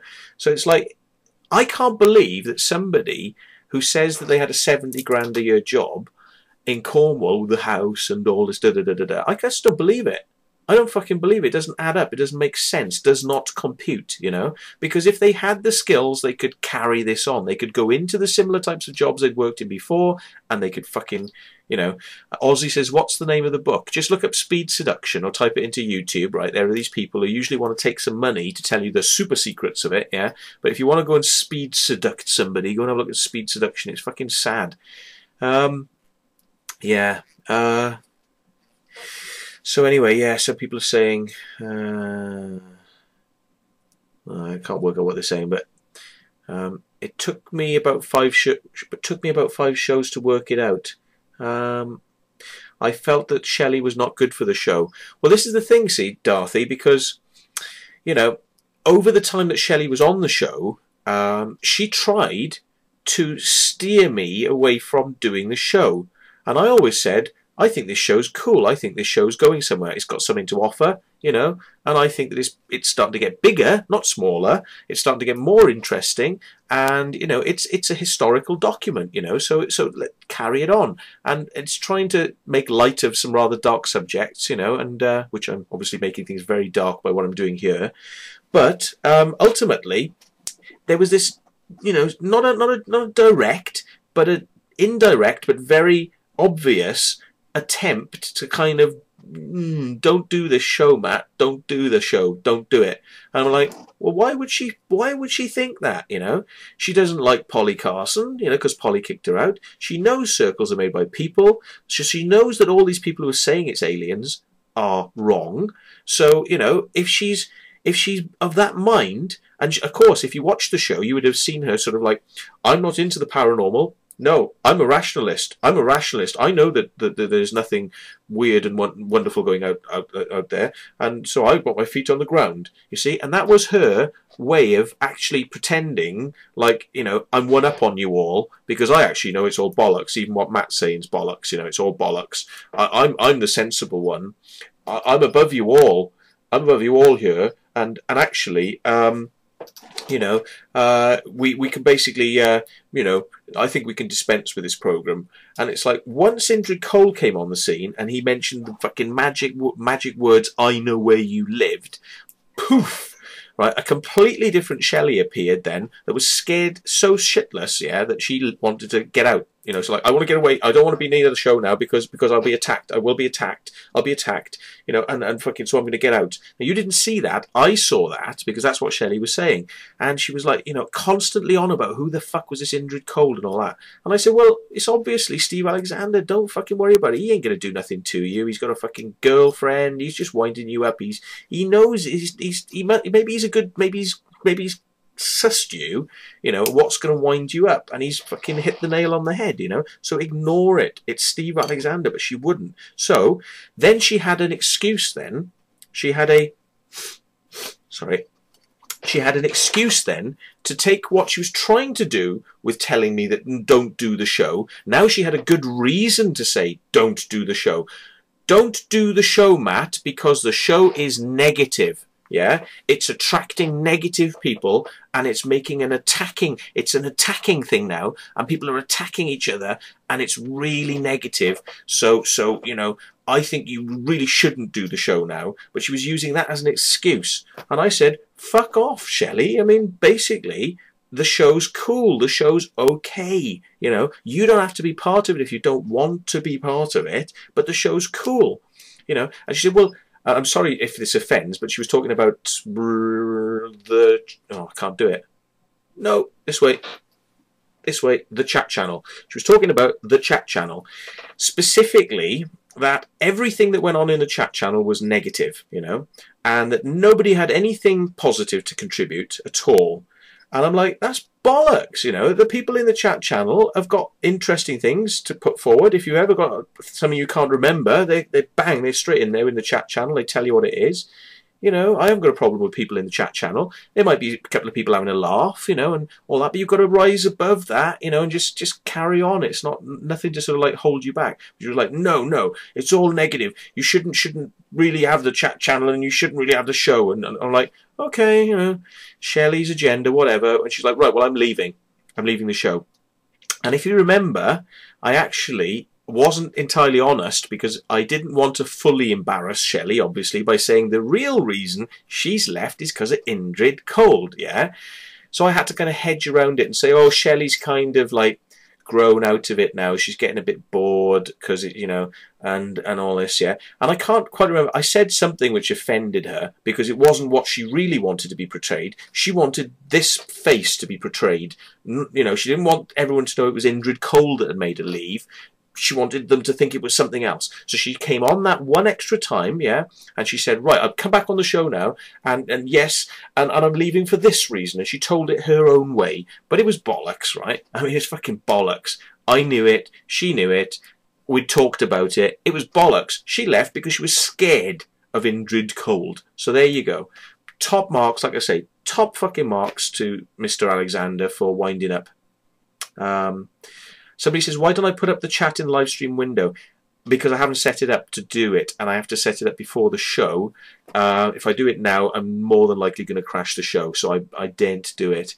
I need to do a number of things, including setting up 2 screens, and I need to have the mixing desk here, and literally I've only switched this program on with one camera, the mic on the camera, and nothing else really, and one desktop presenter which is coming in from my laptop.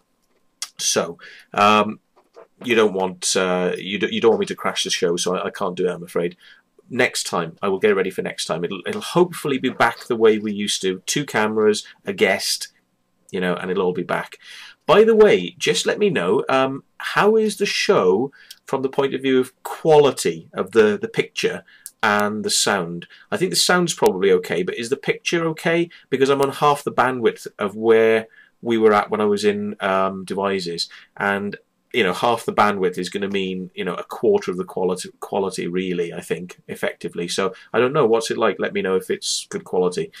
But right, where are we? So anyway, she's applied for jobs, NLP tricks, Shelley says, or had told me, that she'd had something like, and a friend of mine challenged her. She said, I think you got this wrong. I think you're mixing it up with somebody else who was on the show.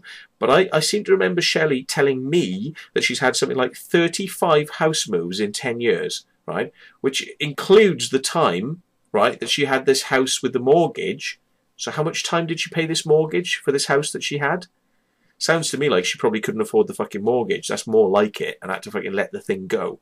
That's probably more in keeping. Probably went for a job that she couldn't keep, got a mortgage she couldn't pay, and ended up fucking giving the house to the boyfriend because he was the only one who was going to take it on. That sounds a little bit more realistic based on what I see with Shelley's behaviour about how she can't keep jobs down in this area. You know, so that to me seems more realistic. You know, that's what was going on. Anyway, considering she got me in trouble with the police, I think this is quite interesting.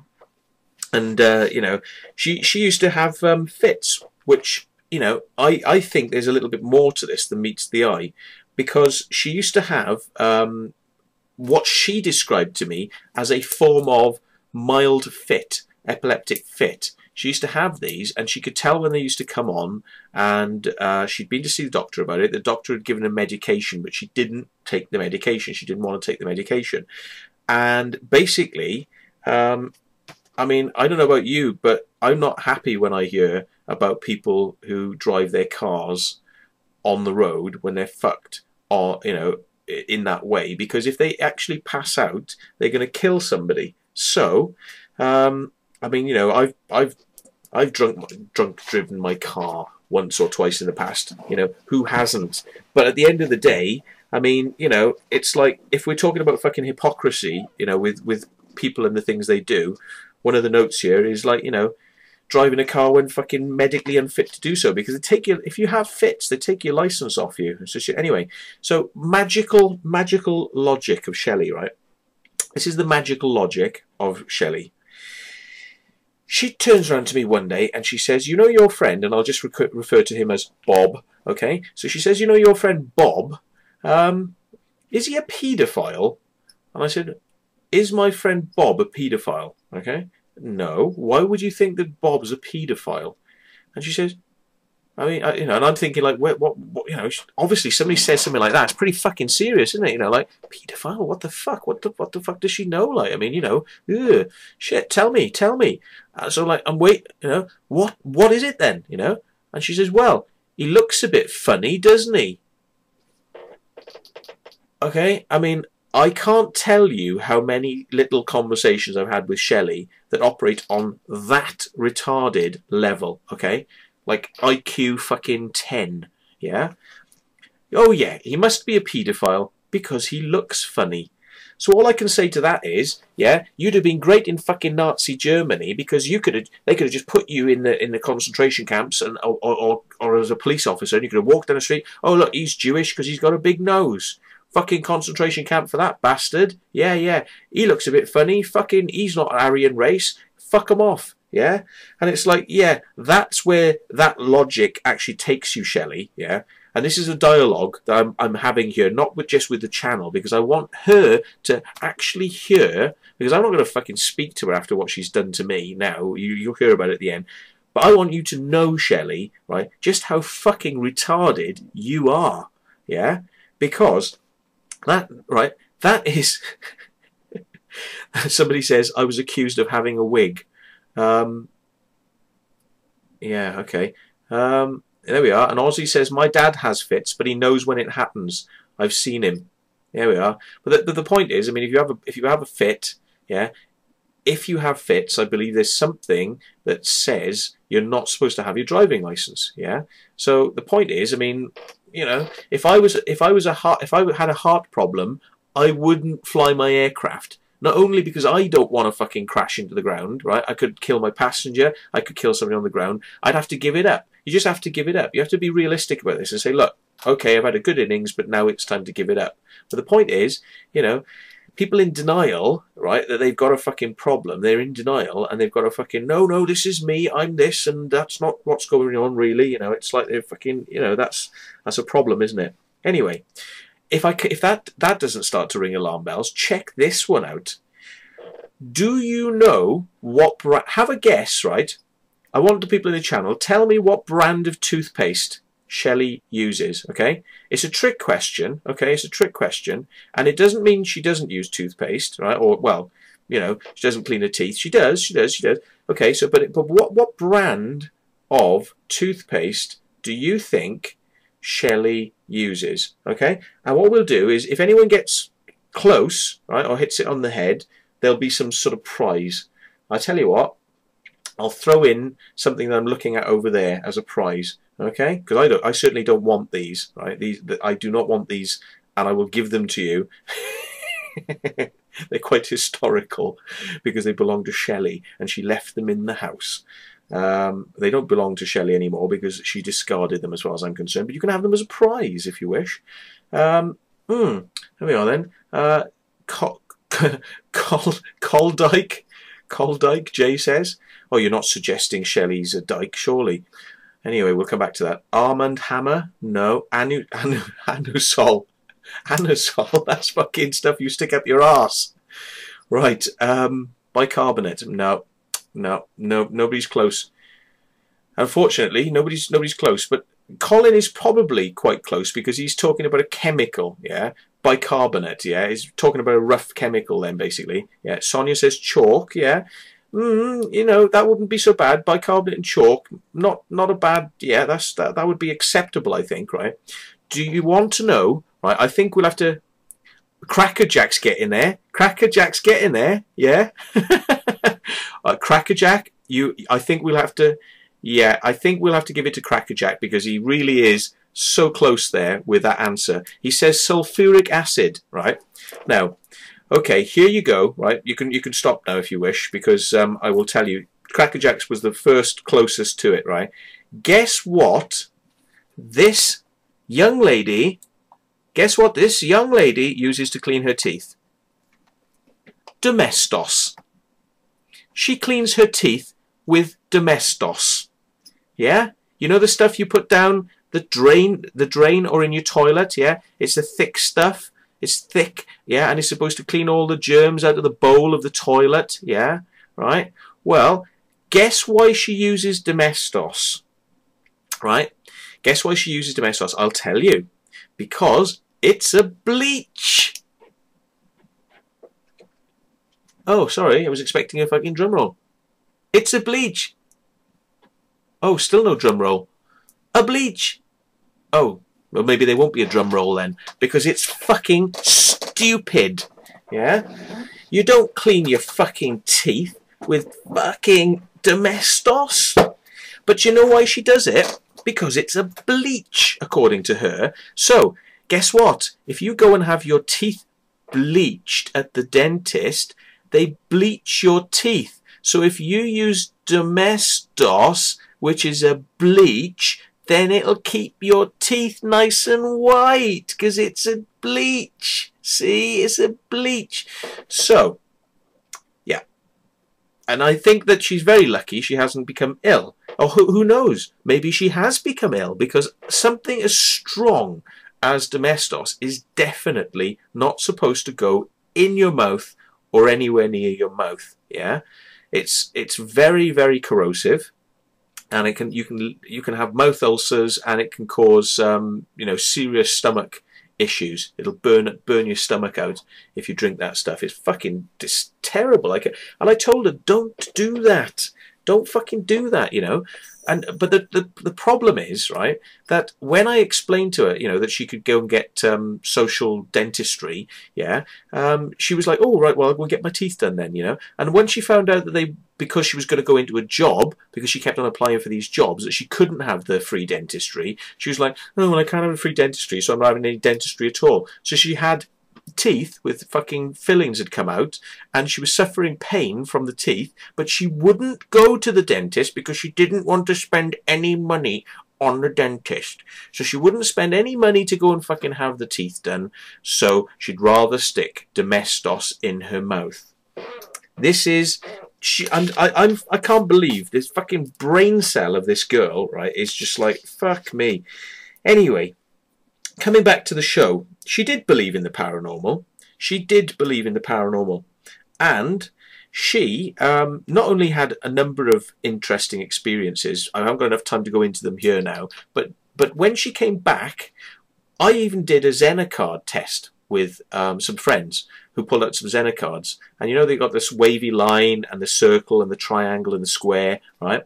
And she got 50% right, which is statistically massive score, because basically you've got so many variants of the cards, yes, that to actually pick them out, you've got a 1 in 5 chance of picking each card out. So to get 50% is actually statistically very fucking high, you know, because you should be getting like, you know, 20% maximum. If you were getting 50% hit and miss, you should, between 5 sets of cards, I'm not sure about the maths on this, but I think, you know, you should be like 20% should be the 50-50. Yeah. If you get 50%, you're fucking, there's something telepathic going on with you.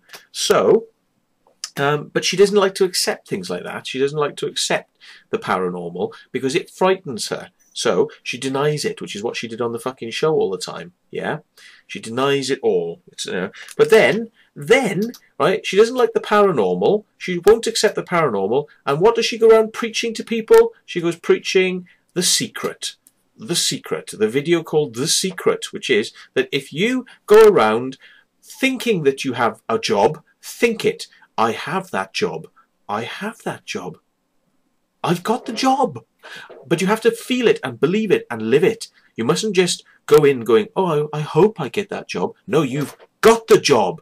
You've got the job before you've even got the job. You know you've got the job, and then you get the job, yeah? So basically, right, that's what she goes by. And I know that Polly Carson's into this fucking crackpot fucking stuff as well. And, you know, basically, it's just to sell a few fucking videos, isn't it? It's like, you know, there's a secret, and the secret has been passed down through the ages by Jesus and the Freemasons and kings and queens and pop stars and people who are successful. But we can tell you the secret, but you've got to pay £20 for our DVD. The secret is, what you do is you just know you're going to get everything that you want, and then you do. That's the secret.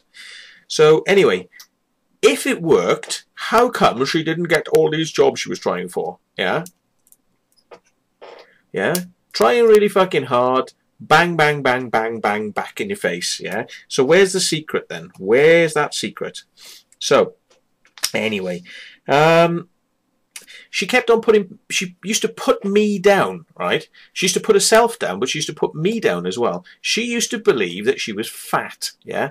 Yeah, I know women do this, yeah, but I mean, like, this is like, yeah, she isn't fat. She's not fucking fat, yeah? And one of the reasons she said she left the guy in Stoke-on-Trent is because he was trying to feed her to make her fat. And she was 2 stone overweight. And she said to me, I will never sleep with another man until I have lost the 2 stone. And I'm like, well, whatever, you know, good luck to you. But the thing is, then she tried to say to me that I'm fat, you know, and I'm thinking, well, it's one thing to degenerate yourself, yeah, but you don't fucking go around telling everybody else to fuck off, you know. It's like, if you want to go and fucking tell yourself to fuck off, that's okay, but don't go fucking telling everybody else. But the point is, I just laugh it off anyway, because actually, I think I am a little bit overweight, but I don't care about it. I don't fucking care. It doesn't seem to stop me fucking going out and having fun. I don't seem to have too many problems. In fact, I turned down more advances in interest than anything else. Sorry to be a bit graphic there, but the point was, that Shelley used to slag me and say, like, you know, oh, you know, she used to say, I am depressive. I'm depressive. I've got fucking issues. I'm fat, and that I wouldn't find anybody. All the while, she's seeing partners that I've had coming upstairs with me, us having a bit of fucking fun, yeah, and then fucking off, and then she's telling me, oh, you won't go with you won't be with anybody because you're fat, and it's like, and I'm like, are you using your fucking senses? Eyes, ears, nose, brain. Are you fucking alive? Are you seeing what's going on? You know, because it's like it doesn't seem to be registering with you. It's like it's going in and then fucking coming out something fucking different here. So, somebody's saying get to the fucking arrest. Okay, all right. Here we are. Right. So, I've got to get the slagging in, though. I've got to get the fucking slagging in. Right, okay. Right, one last thing before we get to the arrest, right? Okay, this is all before the arrest has happened, okay? I've got Cassie in the room, by the way, who is, I think, trying to steal... There's the blue screen, which I tried but failed, didn't work very well. So, did try to get the blue screen working, but I need to get more light in this room, and I haven't got the space to put the light in because it's all like it's around me. So anyway, and if she starts howling, I'll have to put her out. She was stealing from me. Okay, this is where it starts to get a bit sad. She stole money from me. Okay, I used to put my clothes when I would get undressed. I'd put them on the door, by the door, and that would be the door to the hallway and the stairs and downstairs. Now, I would sleep then with the door obscuring my view so that somebody could walk 3/4 of the way into the room and I probably wouldn't see them until they came into the room. And what was happening was, I was, oh, they're saying hello to you, Cassie. Yes. So anyway, I was going to bed, and it's sort of, initially you kind of think, no, that's just me, I've made a mistake. But then it happens again, you go, I've done this again. And you start kicking yourself like, I'm losing money, you know, and it's like, fucking, where am I kind of like, I'm adding it up, and I'm thinking, took like 50 quid out of the bank, and I haven't got anything. It's like, right, okay, so I'm like, you know, what the fuck's going on here, you know? So I'm like starting to sort of take notice of this now, and I'm thinking, right, okay, I'm not going fucking mad. I'm sure I'm not going mad, or am I going mad? And if I'm going fucking mad, then I want to know I'm going mad. So I need to fucking pin this down, and it's like, right, so I go to bed now, and I'd be like, right, before I go to bed, let's take the money out of my wallet, count it. Okay, I'm sure, put it back in the wallet, wake up in the morning, 20 quid gone. And it'd be like, I'm not mad. I'm not mad. That's not fucking me. It's obviously her. What do I do about this? And I'm like, oh my God. So I'm thinking, you know, I asked my friends, I said, like, you know, what would you do in this situation? It's a bit awkward. I said, because look, you know, she doesn't really take criticism very well, you know, like, you've got to be really careful with her, what you say, because she'll explode. And that's over little things I've said in the past. I said, and you know, this is going to be a fucking big one. If I say this is going to be fucking big. So what do you think I should do? Should I put a little security camera in there and, like, you know, record movement? You know, because I've got a lot of equipment, but, you know, I don't fucking use it a lot of the time. And it's like, what do you think I should do? Should I record her and catch her and put it in front of her and go there, or what should I do? And basically, somebody who's, you know, could see I was quite agitated over this and definitely wanted to see something happen to stop this happening. He said to me, well, you know, you basically got two choices, Matt. You either wear it and get on with life, yeah, or you bring it up. She'll have a fucking argument and use it as an excuse to leave, which is probably what she wants, Matt. Yeah? She wants to get out and she's looking for a fucking excuse and she doesn't fucking give a fuck about you. So what do you want, Matt? Do you want to have somebody paying the rent, or do you want to, you know, make a big deal out of it? And I said, well, you make a good point, actually. I said, I mean, fucking, you know, no, I don't want to fucking lose her in the sense of being in the house, because no, I don't want to fucking lose the, you know, the house mate who's paying the bloody rent. And he said, well then, you'll just have to wear it. He said, but there's nothing to say you can't hide your wallet, yeah? Hide your wallet or take the money out of it, yeah? Do that, he said. But wipe the past clean, ignore it, yeah? Forget about it, yeah? But from now onwards, just don't let it happen, yeah? And I said, fair enough, you make a good point. So, what I did instead, it's a variant, is I put a note in my wallet, yeah, saying, nothing for you here, yes, nothing for you here, little note, I put that in my wallet, right, and stick that by the door, right, and then let her fucking have a look at that, which I'm sure she probably did, and let her go like, ooh, he fucking knows, yeah, or well, I don't know if she did or she didn't, but then, you know, so like, ooh, fuck, I'm not gonna go looking in there again. And anyway, I hide my wallet from that point onwards, and strangely enough, since hiding the wallet, no money goes missing. Funny that, isn't it? Yeah, really funny. So, I brought it up in conversation because, being me, you know, indirectly didn't want to sort of, you know, hit it straight on, but I started having a conversation about general things, about family life and things and funny things from the past. And I said, it's really funny, you know, I mean, like, you know, my sister, she's a bugger, because this is a true story. I mean, you know, she was young at the time, and you know, I nicked money out of my bloody mum's purse and got caught for it.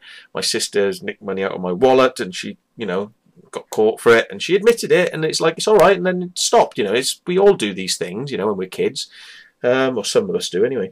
You don't get away with it very much because people notice, don't they? That's the fucking thing. People notice you doing it. So anyway, so I thought, well, I'll bring this up. And I said, oh, my sister, she's terrible. You know, she used to steal money out of my wallet, and she, you know, deny it all the time, and you know, and all that. And in the end, she admitted it, and it's like, you know, got caught out, and there. And I was watching out the corner of my eye to, like, you know, ascertain what Shelley was doing, and she froze whilst I was talking about this. She froze, and not a movement. And when I finished, she said, "Well, when I was a kid, I used to be a cat burglar, and I was a cat burglar, and I was brilliant. I was a cat burglar, and I used to burgle everything, and I was brilliant at it, and I never got caught ever." I said, that's funny, Shelley, because remember what I told you earlier on? If you were listening carefully to the show, you will remember that I said she used to be a burglar. Her parents used to put her in through the windows of houses of neighbours, and she got caught. Remember? I think she talked about it on the show. She got caught. I think she talked about it on the show, on her show, where she actually explained a bit about her life. She got caught, yeah?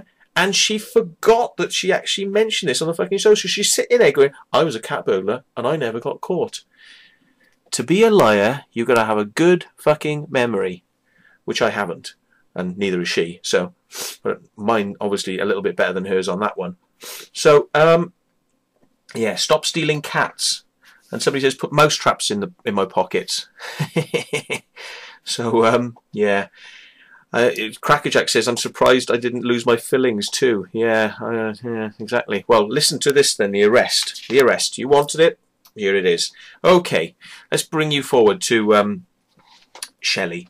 I'm going out one night to the pub, and Shelley doesn't come to the pub because Shelley is a miserable bastard. Yeah, I've got to remember about B-day, birthday. Okay, I'll come back to that. I've got to so I'm going to the pub, to the barge, and you know, see some friends, hang out, you know, and Shelley doesn't come because I've, you know, asked Shelley, and she's like, no, I don't want to. It's like, so, but this night she goes, where are you going? I'm like, I'm going to the barge, you know, barge in. Can I come? Yeah, sure. Sorry. Yeah, sure, you can come if you want to come to the pub. Not a problem. So she gets in the car, comes to the pub with me. We spend the night. Have a, you know, I think I had a Guinness, and then I was drinking Cokes and stuff, and having a game of pool. Fine. Decide to go home, and we see somebody on the way home that we haven't seen for a while. Tom Hodkin.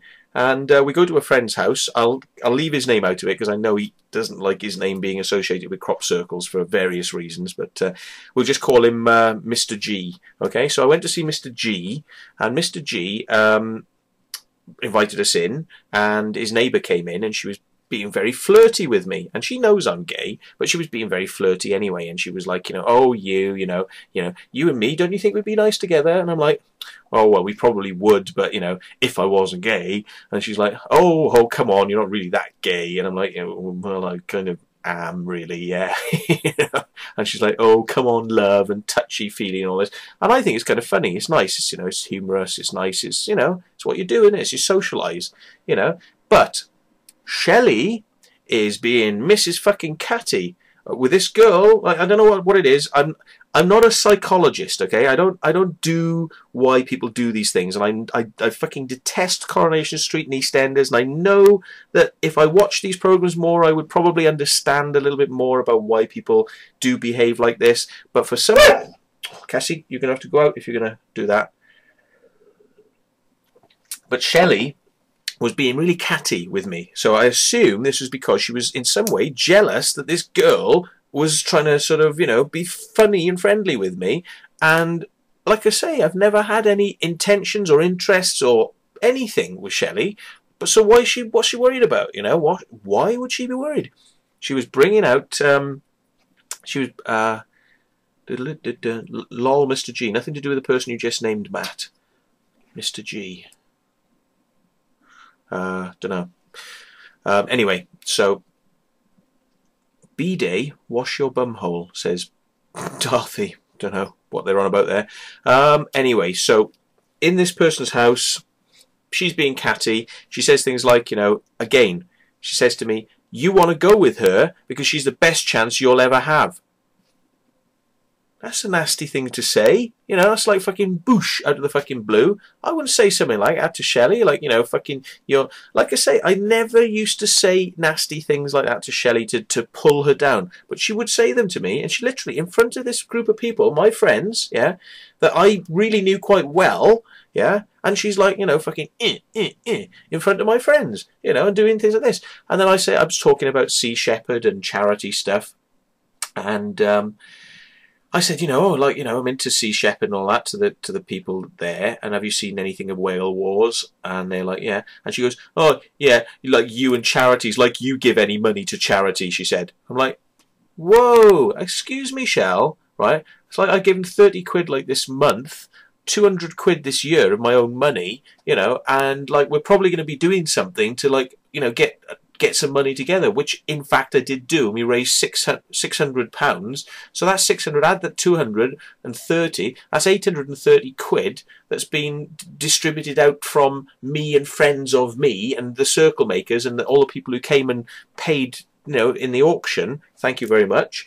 All that to Sea Shepherd, you know, and she's like sitting there fucking telling me that I'm like, you know, you don't do fuck all for, you know, you fucking do anything for charity, fucking, you bet you haven't given fucking a quid this year. And it's like, you know, not only do I do things for charity, I've done loads of gigs free of charge, you know, doing lighting for free for charities, you know, like hospices and things like that. You know, we put the money towards that, and it's come out of my pocket, you know. So other people have had a free party or paid a £5 to get in, but I've had to pay fucking 50, 60 quid in petrol and fucking, you know, light bulbs and smoke fluid for everyone else to have a £5 party. So when people turn around to me and say, like, you don't do fuck all for charity, I might not fucking pay money into boxes in the bloody street, but I do my stuff for charity.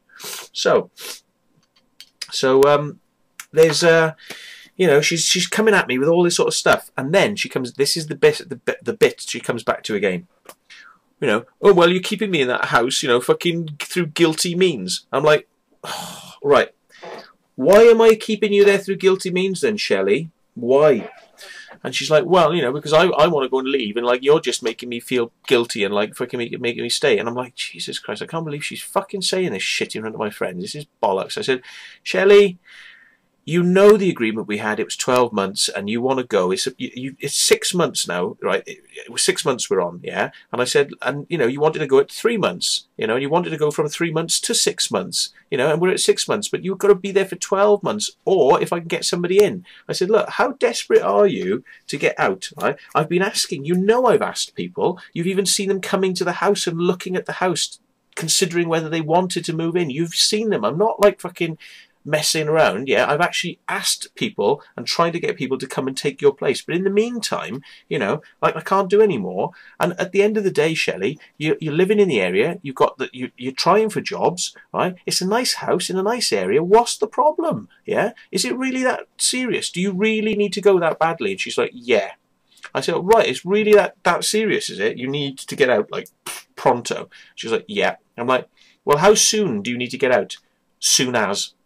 I'm like, you need to get out as soon as, is it? It's like, what, are we talking like a week or a day? And she's like, and I said, what, a day? And she's like, yeah. I'm like, right, you want to let me get this straight now, right, Shell? I just need to be really clear on this, right? You want to get out of the house tomorrow. Is that what you're saying, Shell? Am I hearing this straight? She's like, yeah. I said, right then. Okay. I'm not going to hold you there, right? You say that I'm holding you there through guilty means. We had a 12-month agreement. You didn't want to fucking honour it, so fuck it, yeah? All right. The agreement is dissolved, right? You can go, right? And you can go tomorrow. And I will find somebody to take your place, right? I'm not holding you there through guilty means. I'm just trying to get you to stick to your agreement and do what, you know, you said you were going to do when we got this place, yeah? But if you want to go, that's fine. So you're sure now, because we can go and, you know, you need to start packing your stuff because it's going to take you a while to get your shit out there if you're going to go tomorrow, yeah? And she said, yeah, okay. And I said, well, look, everybody, I'm really sorry. Oh, dog scratching the floor. She said, like, yeah. So I said, really sorry, we'll have to go. And we went back to the house, went back to our place, you know. And I said to Shelley, right then, do you want a hand packing stuff up or any boxes or anything like that? And she turns to me, she goes, I'll be going in a month.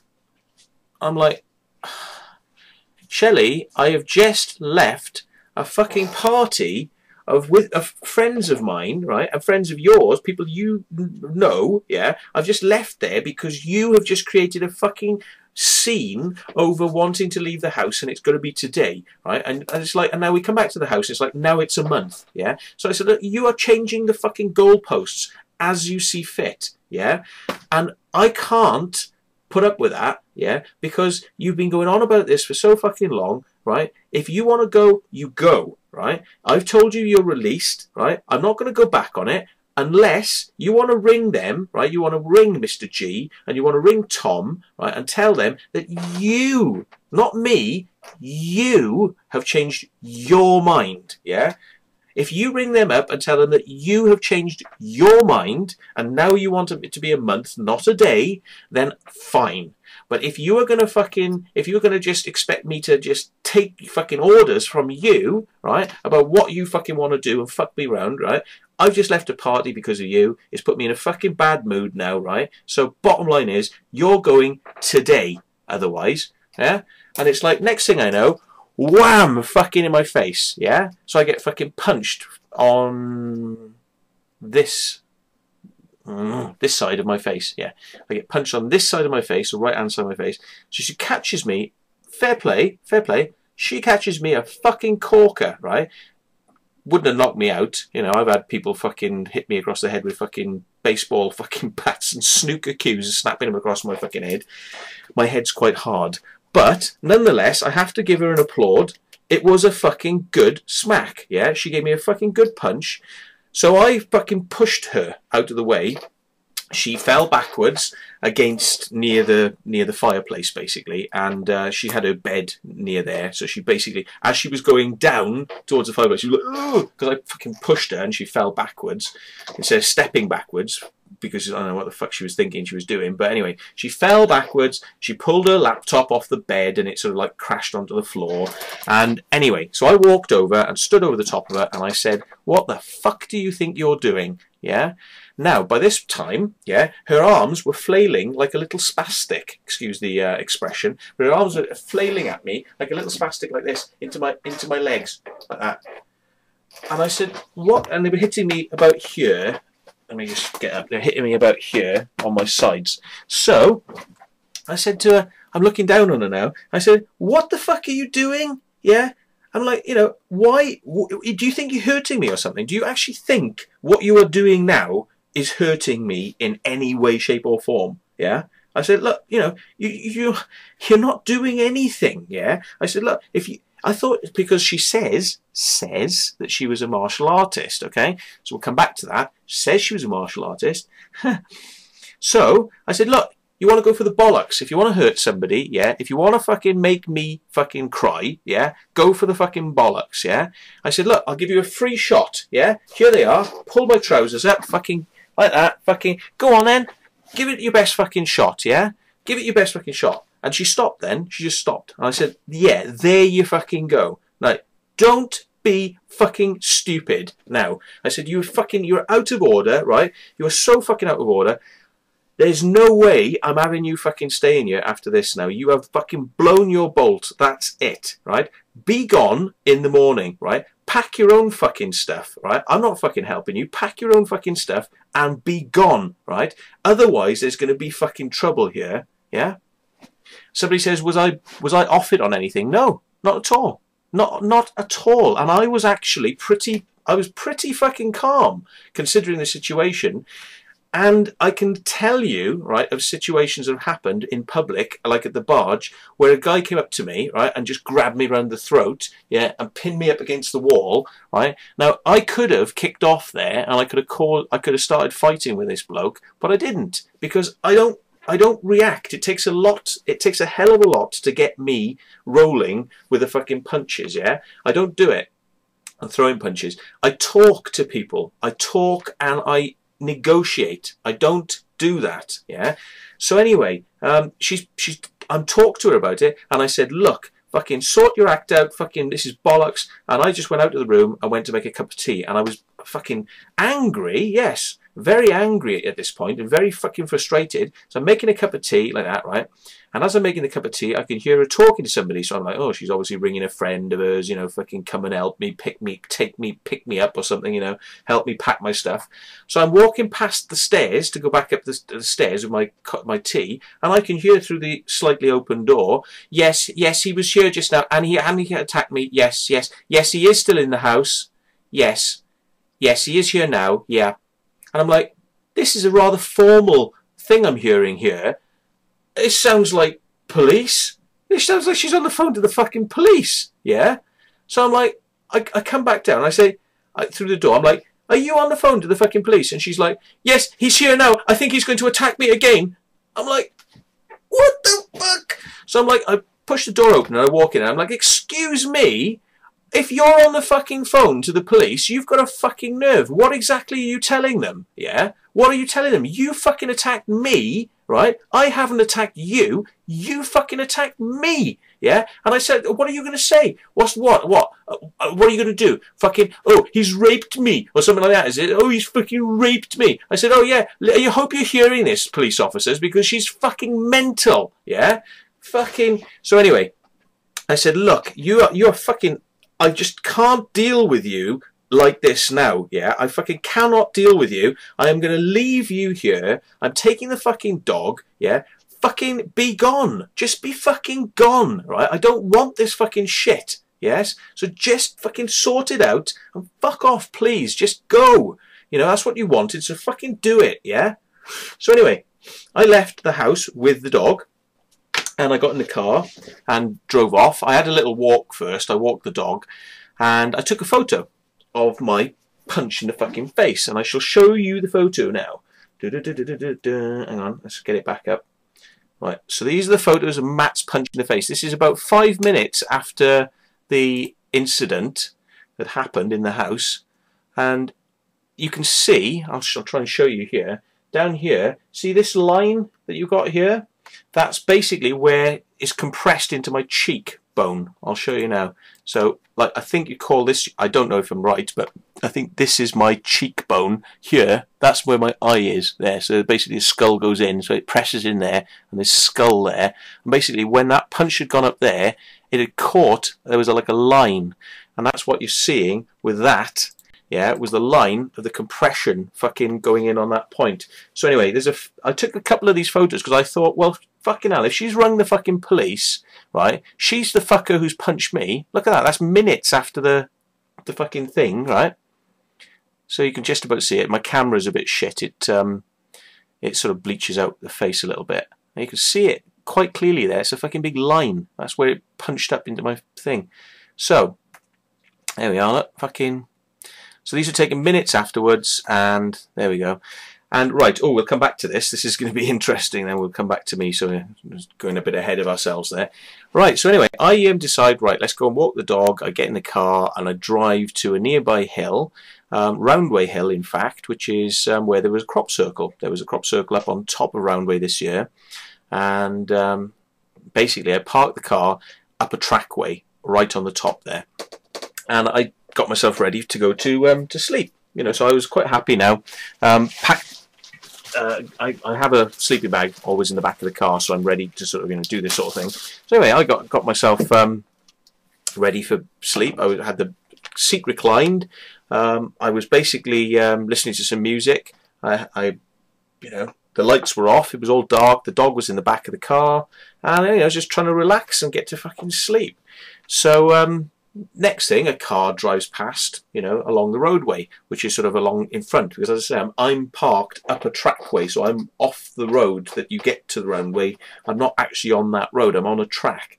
So I see a car go past, but you think to yourself, okay, it's probably shaggers, late night, or rabbiters. You get these sorts of people out at night. Could be somebody interested in crop circles, whatever. Anyway, the car goes past. Then it turns around and it comes back, and I'm thinking, oh, he's maybe cruising, whatever. And then it turns up the track, and I'm like, oh, fucking hell. I don't want any fucking, late night fucking action here with, you get the shaggers and those places. I don't go to those places, but I know what goes on. I'm like, oh, I don't fucking, just go away, So anyway, car drives up, comes up in front, lights blaring in my fucking eyes. I'm blinded by these fucking main beam headlights, and then the lights go off. And then the doors open, and I'm thinking, oh, here we go. I'm not interested in whatever you fucking want, so fuck off, type of thing, yeah? So anyway, there's like tap, tap, tap on my window, and so I open a little gap, and I'm like, yeah, what you want? And it's like, get out the car. I'm like, why do I want to get out the car? And it's like, oh, sorry, somebody said rabbiters. Why do I want to get out the car? And it's like, are you Matthew? I'm like, yes. Who are you? Well, get out the car. I'm like, I don't want to get out of the car, thank you very much. Fuck off. So I start the engine and go to drive around this vehicle that's parked in front of me. So anyway, I haven't seen who this person is, because where they are, they're actually standing. If you've got the car window is here for me, and then you've got the pillar, yeah, and then you've got the next window. Basically, I drive a people mover, so it's quite a long vehicle, but there's a big window in the middle. And this person is standing behind the pillar, so I can't see who they are. And basically, I fucking crane my neck around, and it's like, this person is standing back there. So I'm like, who the fuck's this? And the thing is, excuse me for being paranoid here, but I am who I am, and I'm parked up next to a fucking crop circle at Roundway, yeah? It's night time. There's some people out there that don't like me, and I know they'll probably be watching the show. Actually, there's two people called Mike and Sue from the crop circle, research community. They told me a story about being pulled out of their fucking vehicle up in Westwoods. I mean, I've heard two stories like this now, and they told me they were pulled out of their vehicle by some local fucking yokels. So I mean, I've heard the stories. I've heard the stories about people being fucking harassed at night. So anyway, I wasn't hanging around with these pricks fucking giving me some fucking grief, because the next thing I know, it'd be fucking, where's your wallet, and fucking doing me over and fucking taking the stuff from the car. So I drove away, and as I was driving away, one of these fucking arseholes, right, I couldn't see because I didn't even have my lights on. I hadn't turned my lights on. I turned the engine on, put it in gear, drove around the car, and whoever was by the side is now back there, they're gone. But somebody else who'd got out of the car, I could see a black shape running towards the car at 45 degrees. And basically, I could see something being raised, and I thought it was a plank of wood or something like a baseball bat or something like that. I saw something get raised in the air, and I thought, fuck me, they're gonna smash the fucking, they're gonna try and smash the car, yeah. So I'm like, fuck. So now I've gone onto the main road. I'm actually on tarmac now, and as this person has got to me, because I'm coming out onto the main road, there's like a long alleyway. I'm parked up on the side, and I pull around their car and drive, and then I've got to go right onto the road, and this person has come 45 degrees. So just as I'm turning onto the road, this person has run up, and I'm like, I literally thought they were going to try and take my window out. So I have cowered sideways, thinking that glass is going to come on me at any second. So I've gone like this, turning the wheel, like that, and there's an almighty crashing sound, but no glass. So I'm like, shit, I thought, that's fucking lucky. Now I know the person has gone behind whoever it is, they've gone, because, the sort of speed I'm driving, maybe about 10 miles an hour, but I know they're sort of like off back there now. And I was expecting the impact right beside me here, you know, like on this window, so slightly in front. I'm expecting the impact to be there, but in fact the impact was on the middle window behind. It was actually the middle of the car.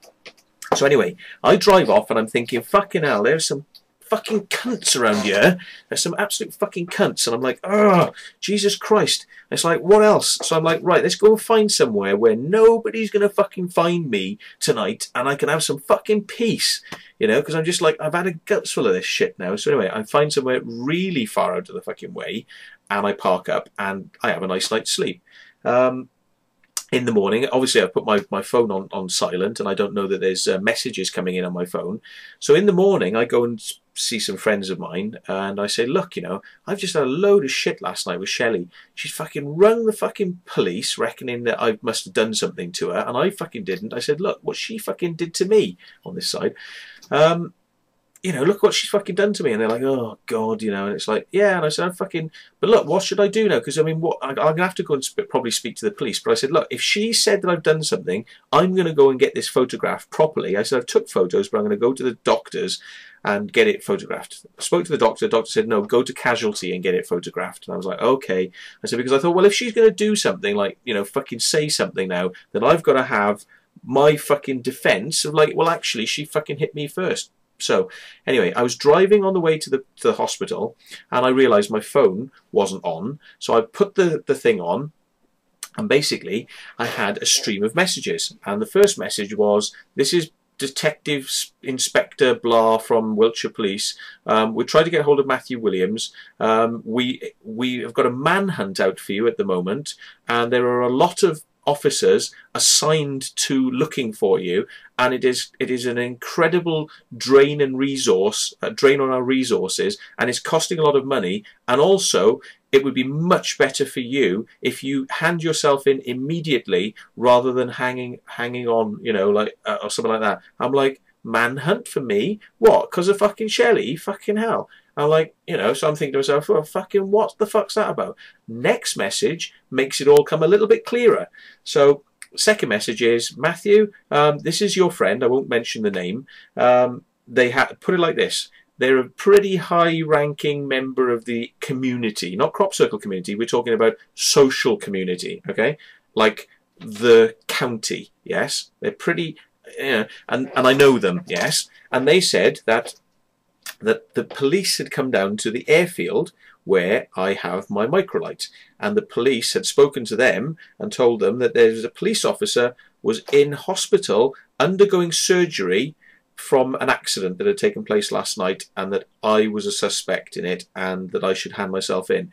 And this person, in their experience and knowledge of things to do with police and other things, because like I say, they're a high-ranking member of the community, and they said to me, look, my advice to you is just go in now, straight away. Do not waste any time.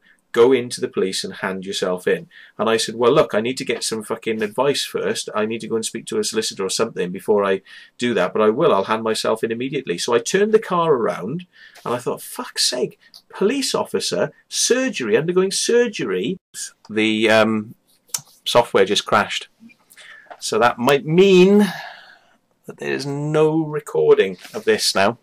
Can you fucking believe it? That might mean that there is no recording of this. Live stream may have fucked up and it may not be on live stream, and it probably won't be on my hard drive, because then when it crashes, it tends to crash. So there's no fucking recordings. Can you fucking believe that it would decide to crash tonight? Get a bloody Mac, you amateur. Honestly, it's the fucking software it is. It's not the fucking computer. You get the software crashing on a Mac the same as on a PC. It's actually a really stable machine, this, but it's just the fucking software. It's so...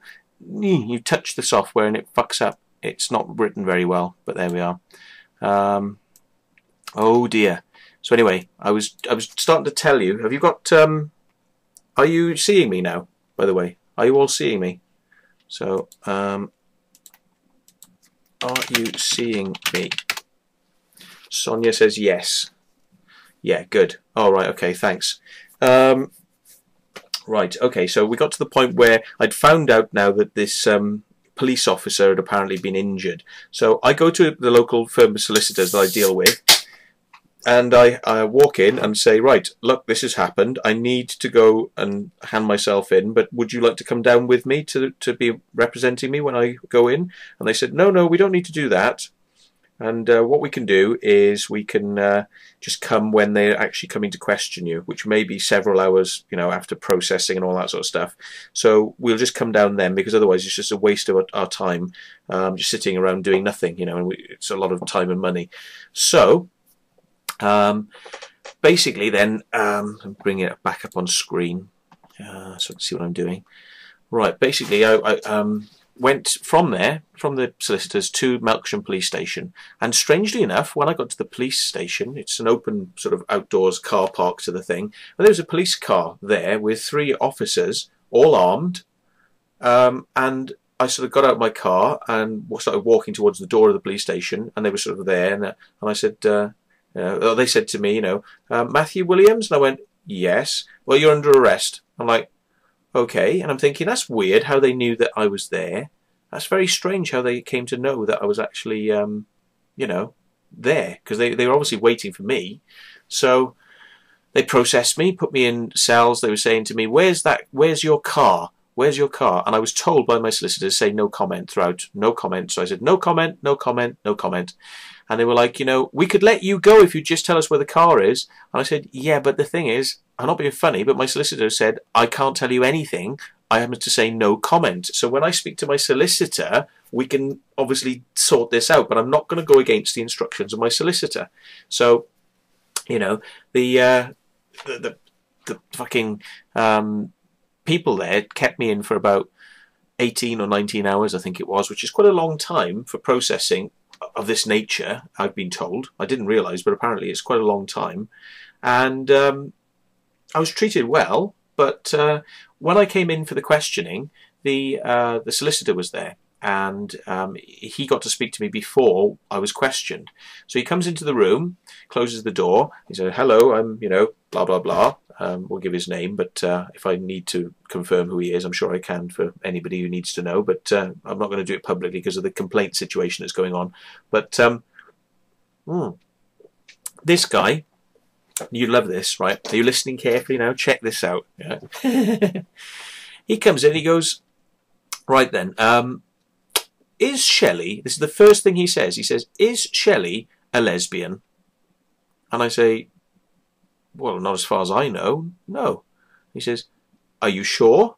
I said, well, as sure as I can be. I said, you know, I would have thought I would have known if she was, because I'm gay, and if she's a lesbian, I would have thought she would have told me quite happily that she was a lesbian, and all happy fucking days, you know. So she's never told me that she is.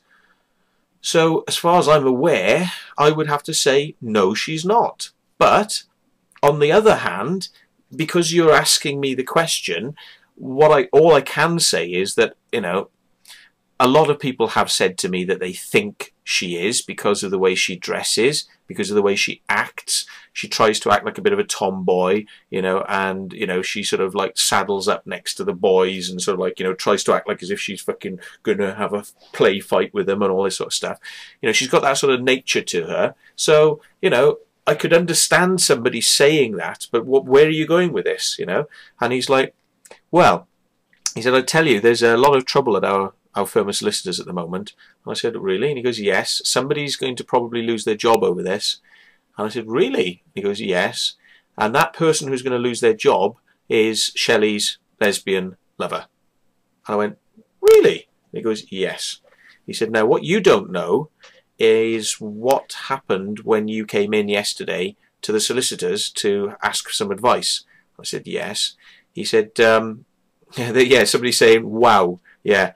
In it, right? I hope this bit of the fucking show records, because this is the interesting bit. So fucking stop hacking me. If you're trying to hack me, this is the bit I want to keep.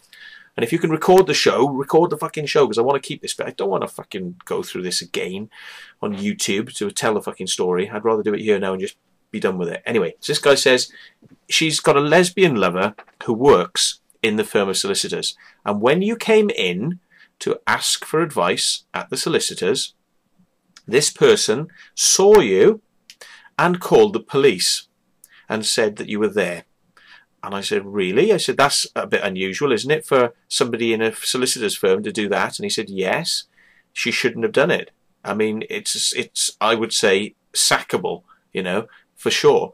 And I said, right. And that's obviously, I said, why they knew I was coming to Melksham Police Station. I said, because I thought it was a bit weird that there were police officers outside standing waiting for me and said, like, Matthew Williams, and they're like, in. I said, I thought that was a bit weird. He said, yeah, well, what you don't realise, when she did that and rang the police, we had 3, or I think, I can't remember, like he said, a few. He said, we had a few police cars block the street and then come in with armed response unit into the office and fucking, where is he? Where is he? You know, and it's like, by that time you'd actually got in the car with your friends and you'd gone down to the Melksham Police Station. He said, no, this is basically completely out of order and shouldn't have happened. He said, and this person will be dealt with. You know, this person is going to be dealt with severely. And I said, well, I said, you're just like blowing my mind now. I said, I can't get over, you know, that I don't know. I can't get over that I don't know, but I said, but there you go. That's what, you just don't know people, do you? You really don't know them sometimes.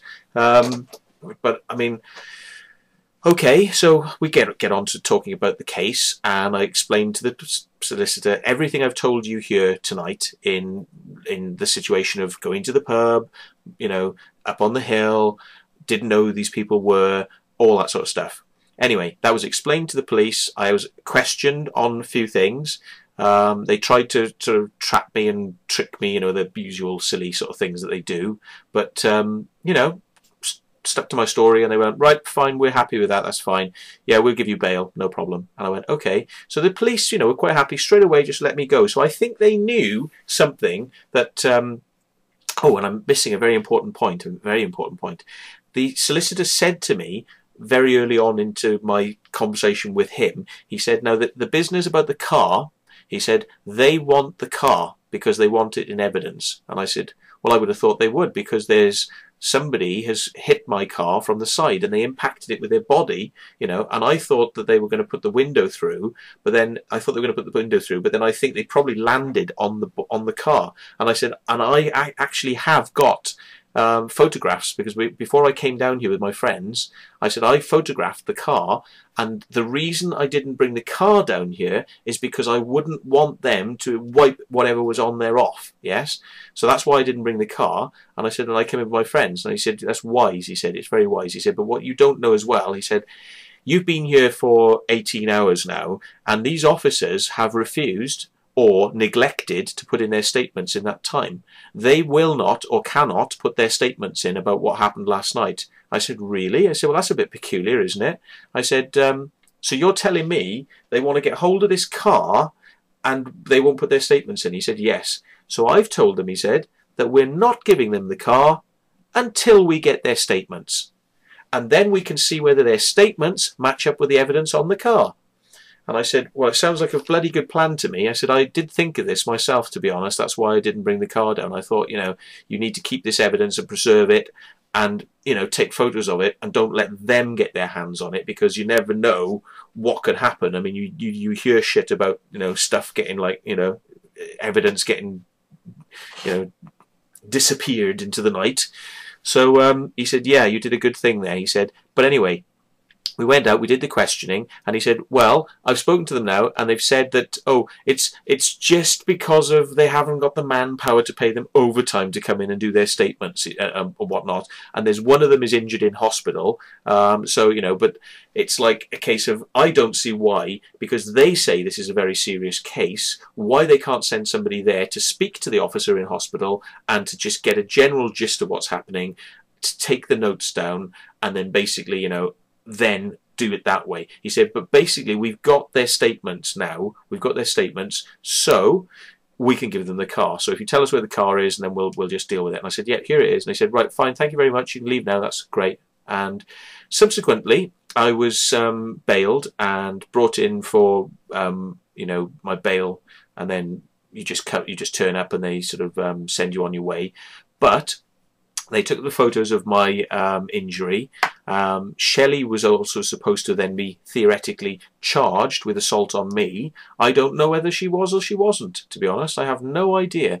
But when I was there at the police station, I did observe Shelley come past the window of the police station, and the officer from CID, I think his name was Smith or something, and he said, right, you'll have to stay in this room because Shelley's coming in and we can't have you making contact with her because you're on bail and you're not supposed to have any contact with her. Yeah, so therefore, you know, we'll bring her in and then, you know, you can leave then, basically. Once she's in, you leave and then, you know, on your way and all well to go. And I said, fine, no problem. But as I was in this room, I could see through the window. There was like a little sort of gap and I could see through the window, and she basically parked across the road and had to have police officers come and escort her across the road into the police station because she was so frightened. And he told me this. He said, "Oh, she's so frightened, you know, the whatever." So he'd actually told me that, and so she was escorted into the police station, yes, and brought in there. And as she walked past the window, she went that way, and I saw on her left cheek something which I've actually got a photo of. What I mocked it up here. I mocked up what I basically remember seeing. Oh, hang on. Oh, balls. We haven't got the... Hang on, two seconds. I have to bring up desktop presenter. Add a new desktop presenter slot. Right. Shit. Oh, God. Don't you just hate it when the computers do this? Right. Otherwise, I'm not going to be able to show you any photos.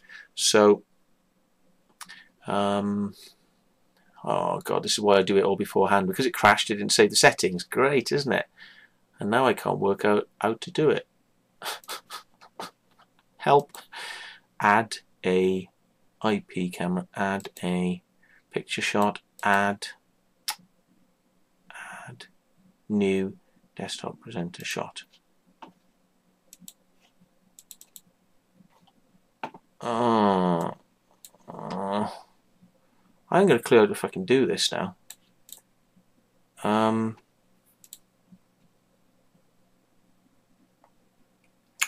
See, this is not good. Sorry, folks.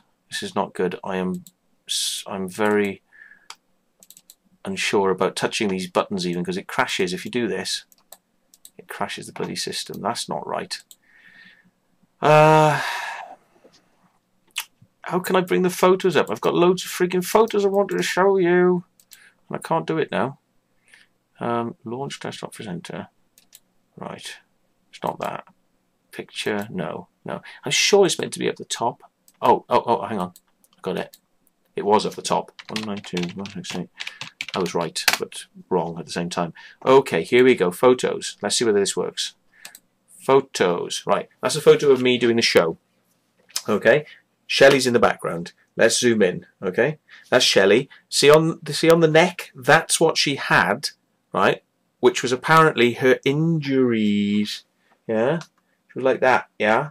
So can you see on the neck? She had pinch marks, like fucking love hickeys. Yeah. On her neck. Love hickeys. Right.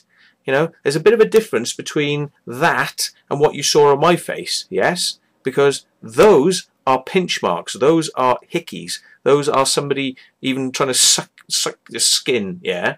And oh yeah, somebody said, "What's with the red eyes?" Yeah, exactly. See, now I can hardly see that because I got bad colour vision, but yeah, I did put red eyes, and there's a reason for that. Because this is how I see Shelley now. That's why she's got red eyes.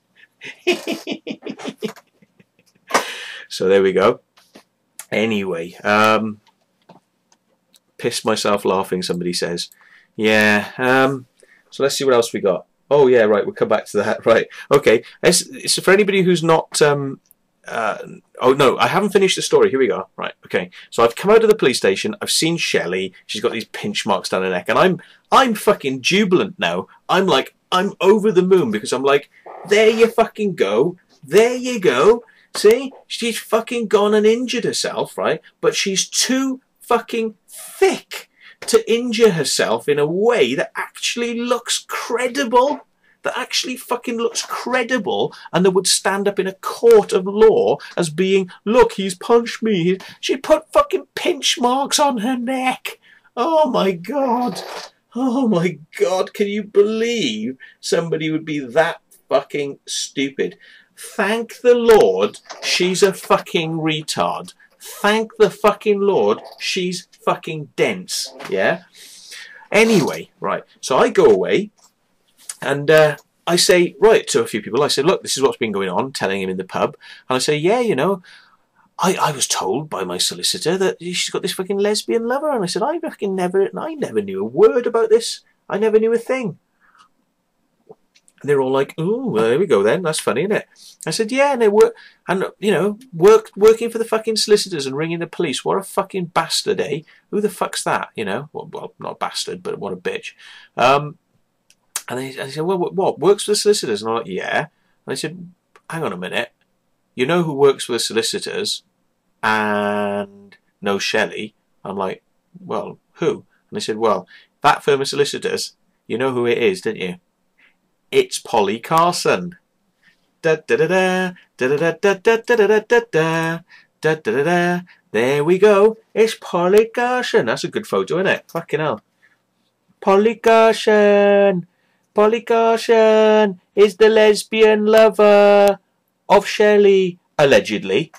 Because I can't say that, because I don't know that. I do not know that. I'm only going on what I've been told by the solicitor. Yeah?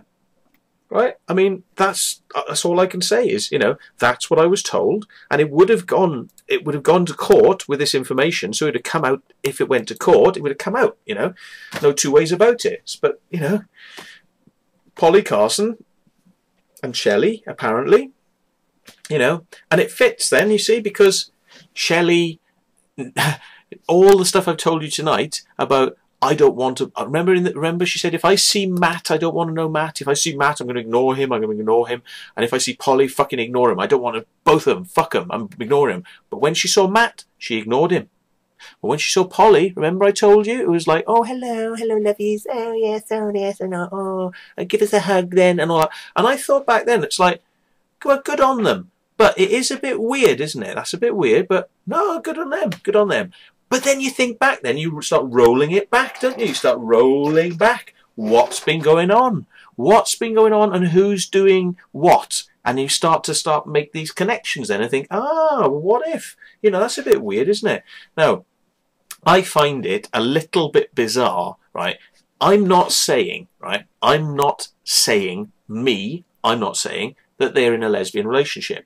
What I am saying is, I was told by my solicitor, right, and it's one of the biggest law firms in the area, yeah, and they got an office in Devizes. It's not hard to work it out if you want to work it out, yeah, but I was told by my solicitor that that's what was happening, yes, so this is not me making this up, that's what I was told. And the thing is, Polly, once I found this out, right, it made sense, yeah, and it's like, ah, right, okay, of course, Shelley knows Polly. Behind the scenes, they're doing all this fucking stuff that I don't know about, yeah? So when Shelley does go out and she never tells you where she's going, obviously she's not telling me because, you know, blah, blah, blah. And when Shelley has a birthday party, yeah, she doesn't invite me. Why doesn't she invite me? Because there's going to be somebody or a lot of somebodies there, maybe lesbians, I don't know, or maybe Polly or something, maybe something like that. I'm only guessing, this is a guess. There's going to be somebody there that Shelley doesn't want me to see because she doesn't want me to make a connection that they're actually a little bit more going on or a bit more friendly than she wants me to know. You see? So it starts to make sense. Shelley's behaviour. It starts to make sense, right? Somebody saying, oh, frozen screen. Doesn't that put the solicitor in a position? Yes, it does put them in a very awkward position. I'll tell you why now in a second. Thunderbirds, somebody says in capitals. And then somebody says, guess if it was so serious, they would have found the manpower and budget to make the case, or the case was not worth it. Yeah, the case probably wasn't worth it because they knew that the evidence was not there, you know, i.e. Shelley, you know, putting pinch marks on her neck, she's invalidated her case, so that's thrown out to start with, yeah. I had built a case basically with a lot of what I've told you tonight and a lot of other stuff which I haven't even told you, yeah, about Shelley. Shelley's into martial arts, yeah. She's a fucking violent little fucker, yeah. She does martial arts. She wears clothing that is fucking what's it called? UFC. Right, let's see whether I can get the screen working. Here we are. I'll show you UFC. It's a type of bare knuckle boxing bollocks, yeah. Anyway, oh here we go. I'll show you this for a laugh. Let me move this up here so I can move my screens quicker because I'm going to scroll up and down to do this. So yeah, it's like there we go. Polly Carson. It's like what the fuck? Yeah, I mean similar sort of hairstyle to old Shelley there. What do you reckon? Bit fucking weird though. What's all that about, isn't it? Fucking hell. So anyway, what I'm looking for is and there we are. There's another photo of Polly. This is Polly when she was freaking out at the Oliver's Castle footage. Oliver's Castle being the balls of light making the crop circle in the field. And so she's basically freaking out going, oh, isn't it wonderful? This is the evidence we've been waiting for. And she's like, oh my God, it's so amazing. Oh, no, that's it now. And it's like, instead of, you know, like a credible sort of like brain cell going, hang on a minute, you know, what if? It's like, no, it's all real. Everything. It's all real. Anyway, so Shelley, Polly, what am I trying to get to? Shelley's being interested in UFC. Right, okay, here we go. It's all coming up very slowly. Right, Shelley ran a t-shirt printing company, right? Here's one of her t-shirts. I mean, I've got loads of this stuff. You wouldn't believe how much of this stuff I've got, right? But I'm just giving you the tip of the iceberg here, right? So, give you a couple of photos. I'm zooming in. Right, this is one of her chavvy fucking t-shirts, and I underline the word chavvy, yeah? Like, who the fuck would wear this fucking violent type stuff, you know, like, fuck you, I'm going to kill you type stuff. Look, it's Mickey Mouse, right? Mickey Mouse with a gun. Right? There's a speech bubble. It says, we're breaking the law, but only if we get caught, and there's blood dripping down. And that blood is part of the fucking design, you know. So it's like Mickey Mouse with a gun shooting people. Right, okay. That's a bit weird, the bastardization of Mickey Mouse. But okay, let's move on to other t-shirts that she does. Here we are, another t-shirt. Like, proud enough to put this on her fucking website. You know, I mean, look at the, would you wear chavvy fucking gear like that in the first place, let alone with a fucking design on it? Yeah, I mean, it's like fucking chavtastic, isn't it? Apocalypse Angel, another one of Shelley's wonderful things. Look, it's all about love and light and harmony, you know. Apocalypse Angel. This woman's got her tits out and she's bleeding from her tits. Apocalypse Angel, yeah. She's smoking a cigar and she's bleeding from her tits. Nice one. Fat ass. Look, is this chav gear? Chavvy gear. When she got that fat ass instead of a fatty das, fatty das or something, yeah. It is, right? Look, drum and bass. Look, babies with guns, right? I got stacks of these fucking things, right? That Shelley's t-shirt company, right? And she used to walk around wearing gear for UFC, which is Ultimate Fighting Championship, right? Just so happens, I looked them up, right? Because she left something in the house, and I thought, you know, there's got to be some mileage in there in this, yeah. There's got to be some mileage in showing what sort of person she is. She's got martial arts training, so she claims. Don't know if she has, don't know if she hasn't, but she claims she's got martial arts training. Not that she fucking could, you know, she caught me with that good punch, but the fucking, then after that, martial arts fucking training must have just fucking evacuated through her black hole fucking vag or something. Well, that's not a very nice thing to say, but who gives a fuck? I don't give a fuck. Tonight is a don't give a fuck night. So anyway, yeah, a brain cell fucking probably exists where her fucking clitoris is. That's her one fucking brain cell. I'm just going to try and be offensive now. Anyway, right, that's UFC stuff. Right, okay, back to the room. Okay, guess what I found when she left? She left a number of things that she forgot about. Da-da! These are hers. And guess who wins these tonight? Because I don't need them now, but these belong to her. Yeah? I don't need these because there's nothing going to happen now with this fucking case. But, see, these so-called bare-knuckle boxers, they're not actually totally bare-knuckle, but these are hers. And I was going to bring these into court and say, look, take some fucking hair samples out of here, right, and take some skin samples, and you tell me that these are fucking hers or not, right? Ah, I forgot to tell you something very important about the case as well. Do you know what she did? She didn't just tell the police, oh, he's assaulted me, right? She planted her taser in my room. She's got a fucking taser. She's got throwing stars and fucking knives, yeah? And she's got these fucking shit like this. She took that stuff with her, but she left these for some fucking reason, her gloves, yeah? So whoever it was who won earlier on, tell me in channel. So, anyway, Sonia says, Matt, don't lump all women in your trial, hun. No, I know it's not all women, but I have had a lot of bad experiences over the years with some fucking psycho women, and it just makes me, I just don't want to bother. I just fucking, it's been a lot for me to do with why I'm fucking gay. It's not because of like violence or anything like that, but it's like, I just can't stand these nutty women. And I'm not saying all women are nutty, but I just can't stand nutty women. And it's fucking so much of a head fuck to think you could get involved with somebody and they could turn out to be like that. I just fucking just go with blokes. It's easier. Fuck it. You won't get any pregnancies that way. You know what I mean? So you're not gonna have any fucking child support and aggro and hell bollocks of that shit. You know. So I'm a practical gay. I'm not just I'm not just somebody who likes men for their looks. I like men for their practicality. So yeah. So I don't know if it was actually, wasn't it Cracker Jack or something who won the gloves, because he came up with the acid. He said it's something like fucking nasty acid or something. Anyway, you guys, I'll scroll back up later. Oh, it's probably gone off the top of the scroll screen now. But anyway, whoever it was, let me. Yeah, he said Jim Leahy says nutsacks are pretty ugly though, Matt.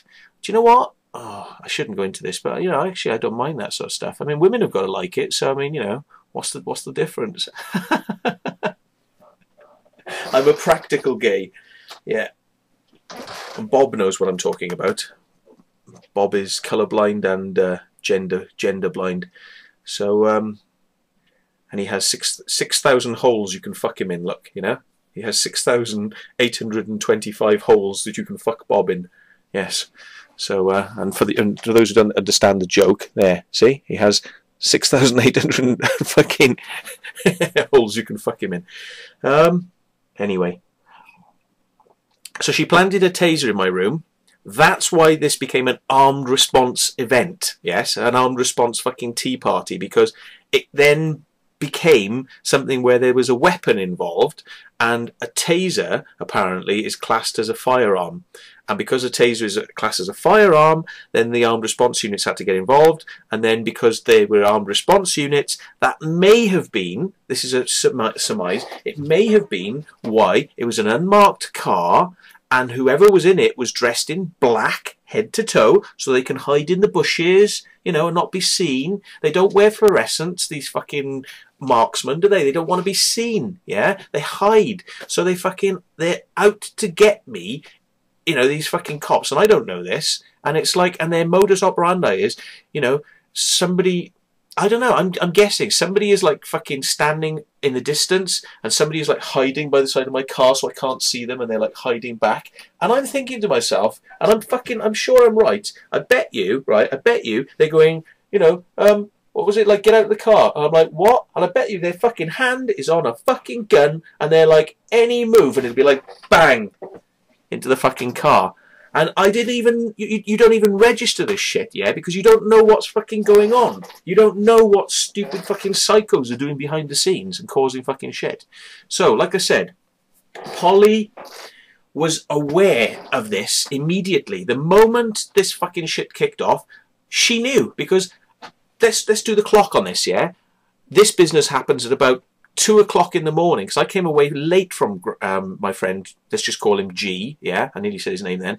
I came from his house at about 2 o'clock in the morning. By about 2:30, the fucking phone call had been made, or there were police, you know, and I'd gone. So I'm up on the hill. So in the morning, about 8 o'clock, I'm fucking round my friends talking about it. 9 o'clock, I'm deciding to go to casualty. Right, fucking 9, 10 o'clock, I'm hearing, oh, you fucking better get in, you fucking better get in here because we're chasing you, right? So the night's gone by, but it's still pretty much morning, yeah? Still pretty much morning. And when I go into that solicitor's early in the morning, yeah, who knows about it? Who knows exactly what's going on? Who knows exactly what's going on? Polly does, because Polly works there and she knows what's been going on because she's been speaking to Shelley. Why would she be intimately speaking to Shelley? Because they're fucking intimate. That's the whole point, yeah? There's some sort of friendship thing going on there, and like I say, the solicitors have told me how friendly they are, yeah? They told me how fucking friendly they are. But now I'm piecing it together and I'm going, I can see now. I can see how she fucking knew what was going on. Right. So anyway, obviously now I'm thinking to myself, you know, fucking, this is the fucking deal. Now, this is why I'm doing this, right? Why I'm talking about this and why I'm being so fucking outrageously nasty in bringing up the names here, right? Polly, yeah, and fucking laying it all out, and I'm just about to do something really fucking nasty here, right? Really fucking nasty, and there's a very good reason for it, okay? And I want you to understand clearly why I'm doing this. Polly has been told about everything going on with the Circle Makers by Shelley, right? This is who the Circle Makers are, right? Yeah. Whilst we're doing this show, we got all these guests, haven't we? Yeah, we got all the guests, and their fucking names aren't known, and they're all like. All that's gone back to Polly. The fucking lot, right, has gone back to Polly. Do you know what else has gone back to Polly? Do you know what else has gone back? Yeah. Shelley has come to me and said, oh, I want to get some drugs for my friend. And I'm like, oh, right, okay. She's like, can you get anything? Can you get anything for my friend? And I'm like, well, I don't like doing this fucking sort of shit, but I'll see what I can do. And what I've done, which I shouldn't have done, what I shouldn't have fucking done, is I've put Shelley in touch with people I know, because I know them from the area, and they are people that sometimes come to the local pubs, and they're known. They're people who live in the area, yes, and I have got her drugs for her friend, because she wants fucking drugs, yeah, for her friend. She wants fucking dope, yeah. So it's like, okay, I don't smoke it, so I haven't got any, so I can't give you any, so I have to go and put you in touch with somebody. So I've given Shelley contacts of people, and do you know what Shelley's gone and done? Do you know what Shelley's gone and done? She's gone and told Polly about all that as well, yeah? But the thing is, the drugs ain't for Polly, right? The drugs ain't for Polly, they're for Polly's daughter, Nell, yeah? Now, bit naughty me saying this, isn't it? But you know what? Fuck you all, yeah? Fuck you, Polly. Fuck you, and fuck you, Nell, and fuck the lot of you, because I tell you what, right, Polly Carson came in the fucking pub, she came in the fucking pub and went, I know who's doing the fucking drugs in this area, I know who fucking sells drugs in this area, I know everything now, I know everything and everything, and somebody said, oi, Polly, shut the fuck up. Ooh, why are you telling me to shut up? Because you shouldn't fucking give people's details out like that, Polly. Shut the fuck up. That's people's private fucking details. You're going to get people in fucking trouble. Yeah? So, Polly's gone like, and the tail gone between her fucking legs and then gone out to the pub, yeah? But she's gone mouthing about what she fucking has heard, yeah? Which is supposed to be fucking private. I can understand it with Circle Makers. It's not ideal, is it? It's not ideal. But fucking drugs... You're gonna put somebody in fucking prison for a long time. And the point is, you know, it's fucking embarrassing. It's fucking embarrassing that somebody like Shelley has just gone fucking so absolutely fucking ballistic. What a traitor. What a fucking traitor to be fucking taking all this information in while she's fucking allegedly shagging the enemy. Yeah, she's fucking shagging one of my basically known sworn fucking enemies, Polly Carson. She fucking hates me. She's fucking shagging her, and she's taking it all fucking down, and she's trying to fucking fuck the show up. Yeah, remember I was like, she's trying to like find a way to stop the show, and they can't do it. They can't get me to stop doing the show.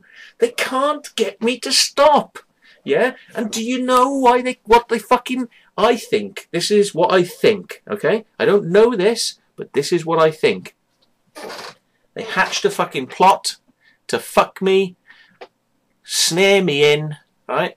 If I had had any form of relationship with Shelley, if I had, I would be in jail now for rape. I'm telling you. I fucking know it as deep as my fucking soul.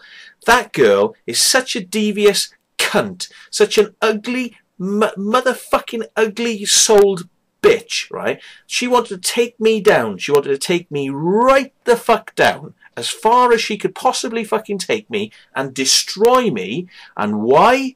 Because it would be fucking really good fun for her friend Polly, her fucking carpet munching fucking friend Polly, yeah, allegedly, yeah.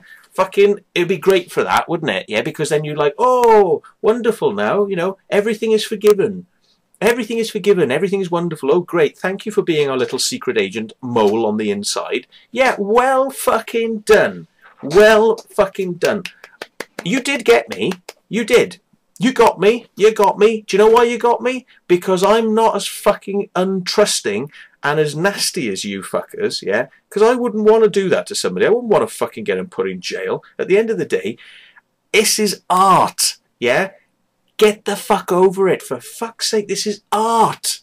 Art, yeah? It's not about punching people. It's not about clubbing them over the fucking head. It's not about fucking blowing people's brains out with guns, right? It's fucking art, yeah? It's not about getting people put in jail. It's art.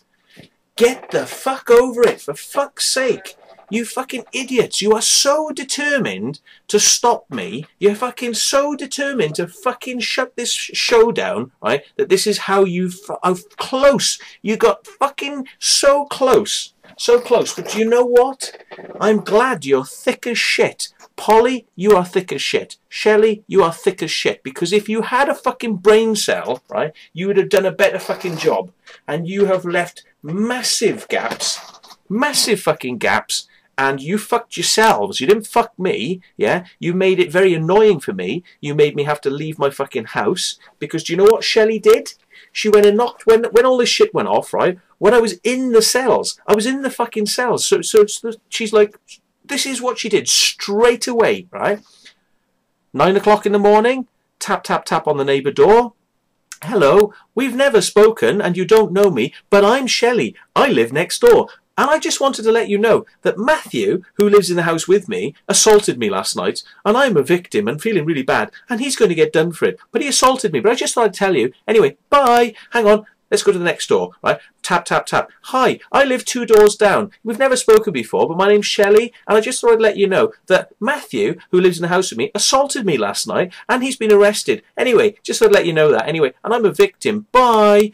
Next door. Oh, you know, basically, repeat that, yeah? She went up and down the fucking street telling everybody that I had assaulted her. Then she went to the estate agents, yes? She went to the fucking estate agents, right? Where I paid the deposit. Remember when I said, did she want to go and pay the deposit? Remember that fucking... And she said, fuck that. Fuck that, yeah? She went to see the estate agent that I had arranged the house. I arranged the house. And she goes to see the estate agent. She goes, did you know that he went and assaulted me? And they went, oh, really? And she goes, oh, I better tell the landlady about this then. And they all went on a massive fucking witch hunt, yeah? And the estate agent gave me 2 weeks to get out, yeah? Which is bollocks, because you're supposed to have 2 months. And they went, no, it's 2 weeks. Anyway, I was going to fucking say, hang on, hold your fucking boots. I'm going to go to court for this. I'm fucking staying here until I get a place. Luckily, I found this place, but it's not ideal. But I got out just to fucking, you know, make life easier, because I just fucking, let's just deal with this, yeah, because it's not going to go away. And this place might have not been there then, and I would have, you know, I would have blown a chance. Chance came up. They said yes. I was like, dump, let's do it, and we did it, yeah. So I got out of there. But the thing is, how fucking sucky is that? Jesus Christ, not only had she rung the police, yeah, she's planted a fucking taser on me. She's fucking get him out of his house, yeah, get him out of his fucking house. And like I say, if I left a spunk stain on the carpet, right, in that fucking house, I think the fucking cunt would have scraped it up, stuck it up a fanny, and I'd be on a fucking rape charge. You know, I've got to be that fucking graphic, because honestly, right, that is fucking dark, yeah? That is fucked up and dark, yeah? And I got no qualms at all about saying, right, for people that do shit like this, yeah, when Polly rang the fucking police, yeah, when she rang the fucking police from the solicitors, she was trying to deprive me of my due fucking, my ability to speak to a solicitor to get advice beforehand, to hand myself in so that at least it showed that I was willing, you know, not trying to be on the run, that I was willing, yeah, she wanted to deprive me of those two key things, plus, right, fucking, she broke the confidentiality of the fucking firm of solicitors by doing it, yeah, so much so, right, so much so, you know, basically I had to sack this firm of solicitors, not because I wanted to, but because I had to put a case against them based on what Polly had done, because it was going to get brought up in court. Yes, so I had to, unfortunately, sack the firm of solicitors, bring in another firm that, you know, actually were very good and helped me out. Anyway, the police just dropped the case in the end because they realised it was a load of fucking bollocks.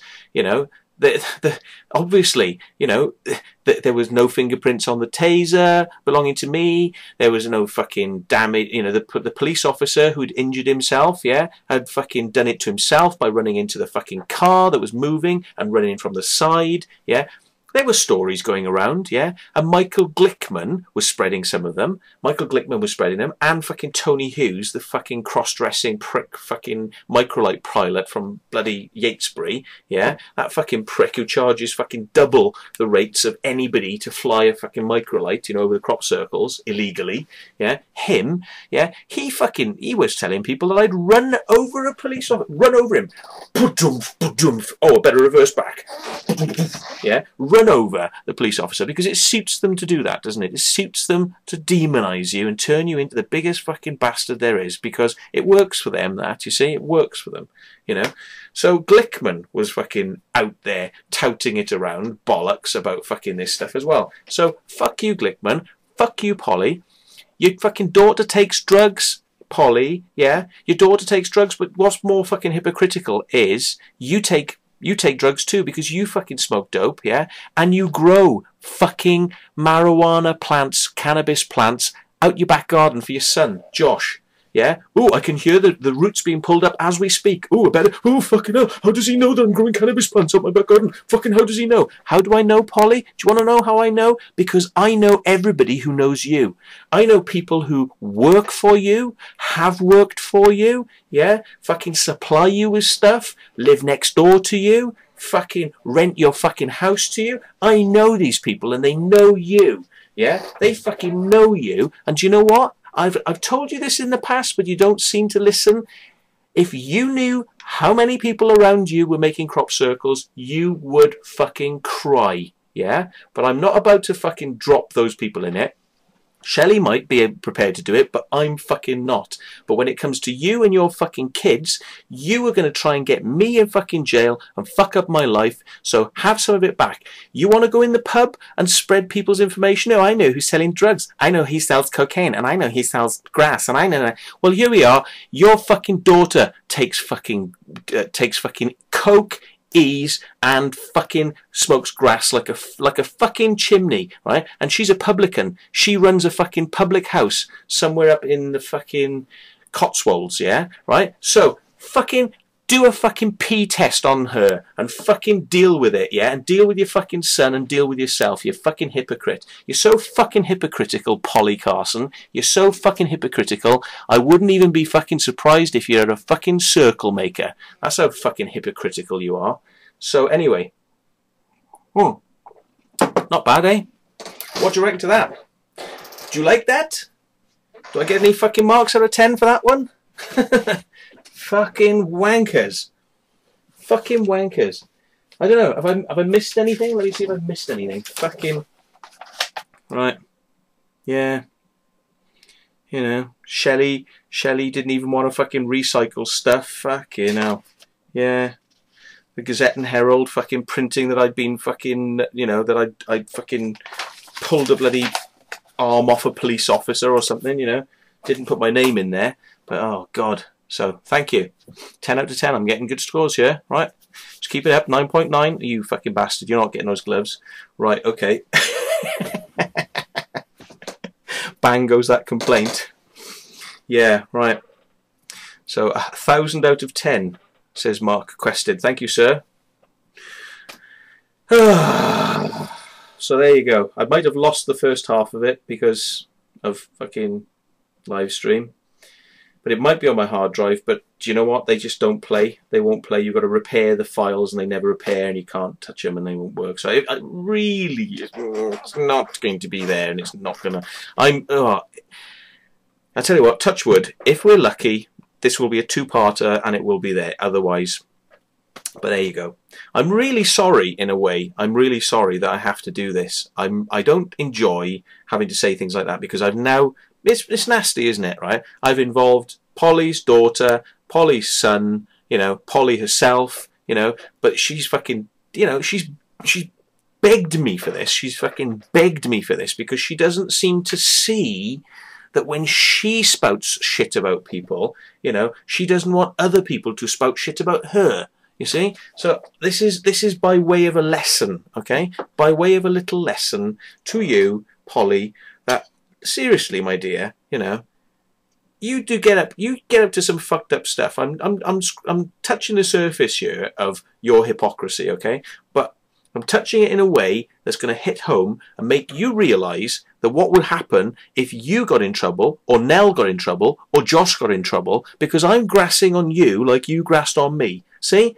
In order to get somebody into jail, yeah? See? Because you're growing cannabis out the back garden. Do you realise that means you are you basically could be supplying an amount which could turn you into a fucking dealer, which is automatic jail sentence, yeah? Do you understand that? Yeah? Do you understand that? Like I say, I can hear the sound of footsteps on gravel and now some squelching on grass, and I can hear the roots being pulled up as we speak. Yes. And good for you. Good for you, Polly, because you shouldn't really be doing that shit. If you do that sort of shit, it's your own fucking lookout if you get into trouble. Obviously, you don't seem to care about me, so why should I give a fuck about you, innit?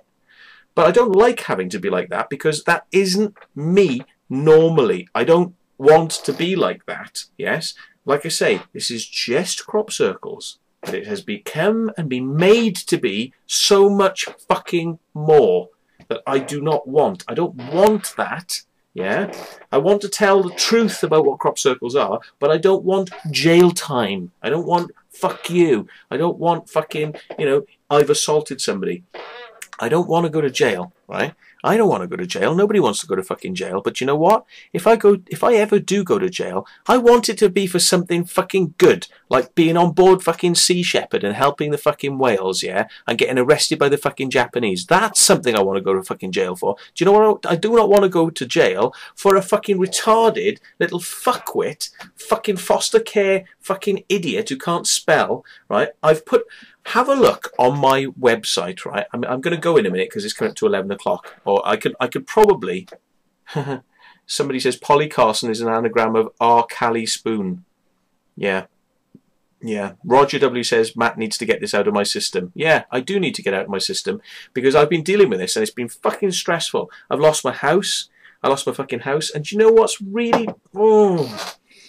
Here we go. Here we go. It's starting me off again. Right.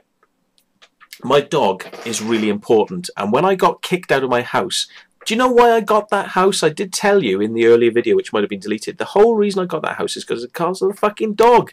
Because I need a place for the dog with a garden, yeah?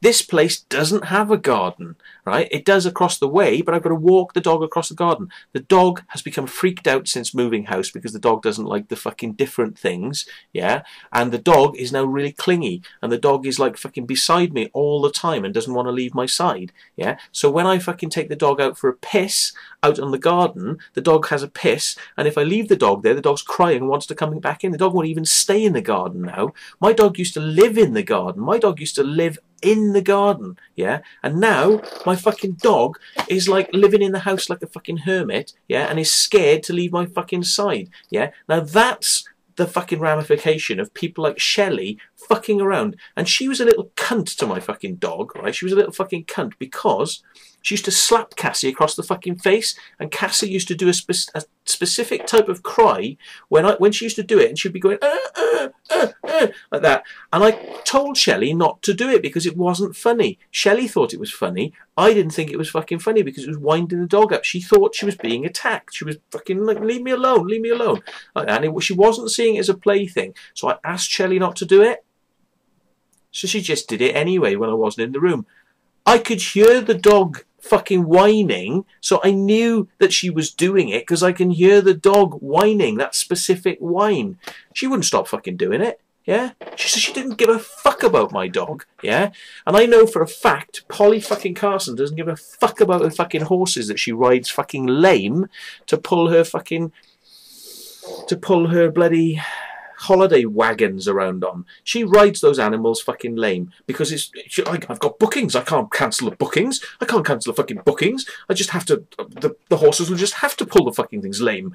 You know. Well, they're a machine, aren't they? That's what they're built for. They're a fucking machine to pull my fucking thing so I can make some money. Yeah, right. Exactly.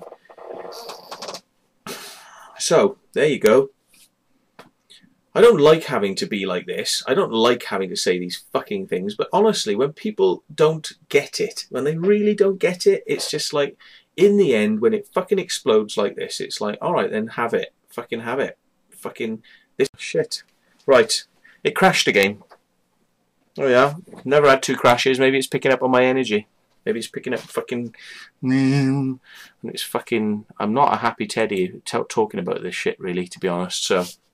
there we go. I don't know how much of that you missed, but like I said, I saw the broadcasting flash and I'm thinking, shit. So, fingers crossed, there'll be something there. Anyway, I've just about finished. So does anybody have any questions regarding any of this? Because I really haven't read an awful lot. So, where am I going from here, says Sonia.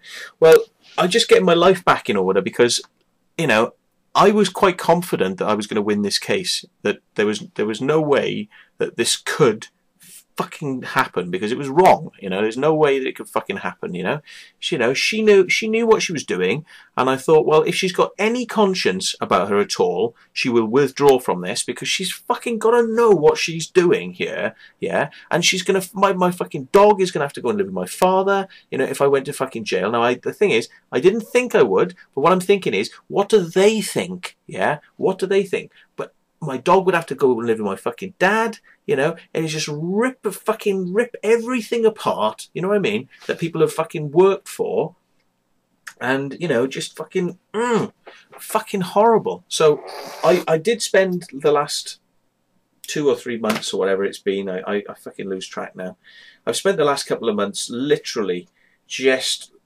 taking it day to day, thinking, I fucking hope this stuff goes away, and I know I can beat this in fucking court. I know I can. And then I'm thinking to myself, logically, she's pinch marked her neck, so she's out of the picture. She's gone straight away. Bump. They won't fucking listen to her, right? But then there's this fucking, you know, the taser. Now, if she's pinch marked her neck, they'll probably clump the taser in with that, and they'll go, right, there's no evidence, there's no fingerprints on it, so it's obviously she's a lying cunt. So then that's 2 things out of the way. So then we've got the assaulting a police officer was the other thing. And then they said there was a failure to provide a breath sample and failure to stop. Well, the thing is, if you don't know that you're being fucking had by bloody police, yeah, and you fucking get out of there because you're frightened because you think you're going to get fucking beaten up or something, yeah, well, you can't stop because they're not fucking police as far as you're concerned, and you can't give them the breath sample. So those 2 are out. So the only one left is assault of a police officer. And of course, they didn't want to put their fucking statements in, did they? So they weren't being honest, and that's going to look bad in court. So on the one hand, there's going to be a lot of question, you know, like, ooh, hang on, why wouldn't they not put their statements in, right? And then the second thing is, right, I believe, but I don't know because I still haven't seen any paperwork, because until it goes to court, you don't get to find out what they actually fucking said. So nobody actually knows. I don't know. My solicitor doesn't know, right, what they actually say actually happened that night. Yeah, we've got this stupid fucking bollocks from Tony Hughes who doesn't know his arse from his fucking elbow about somebody riding over a police officer.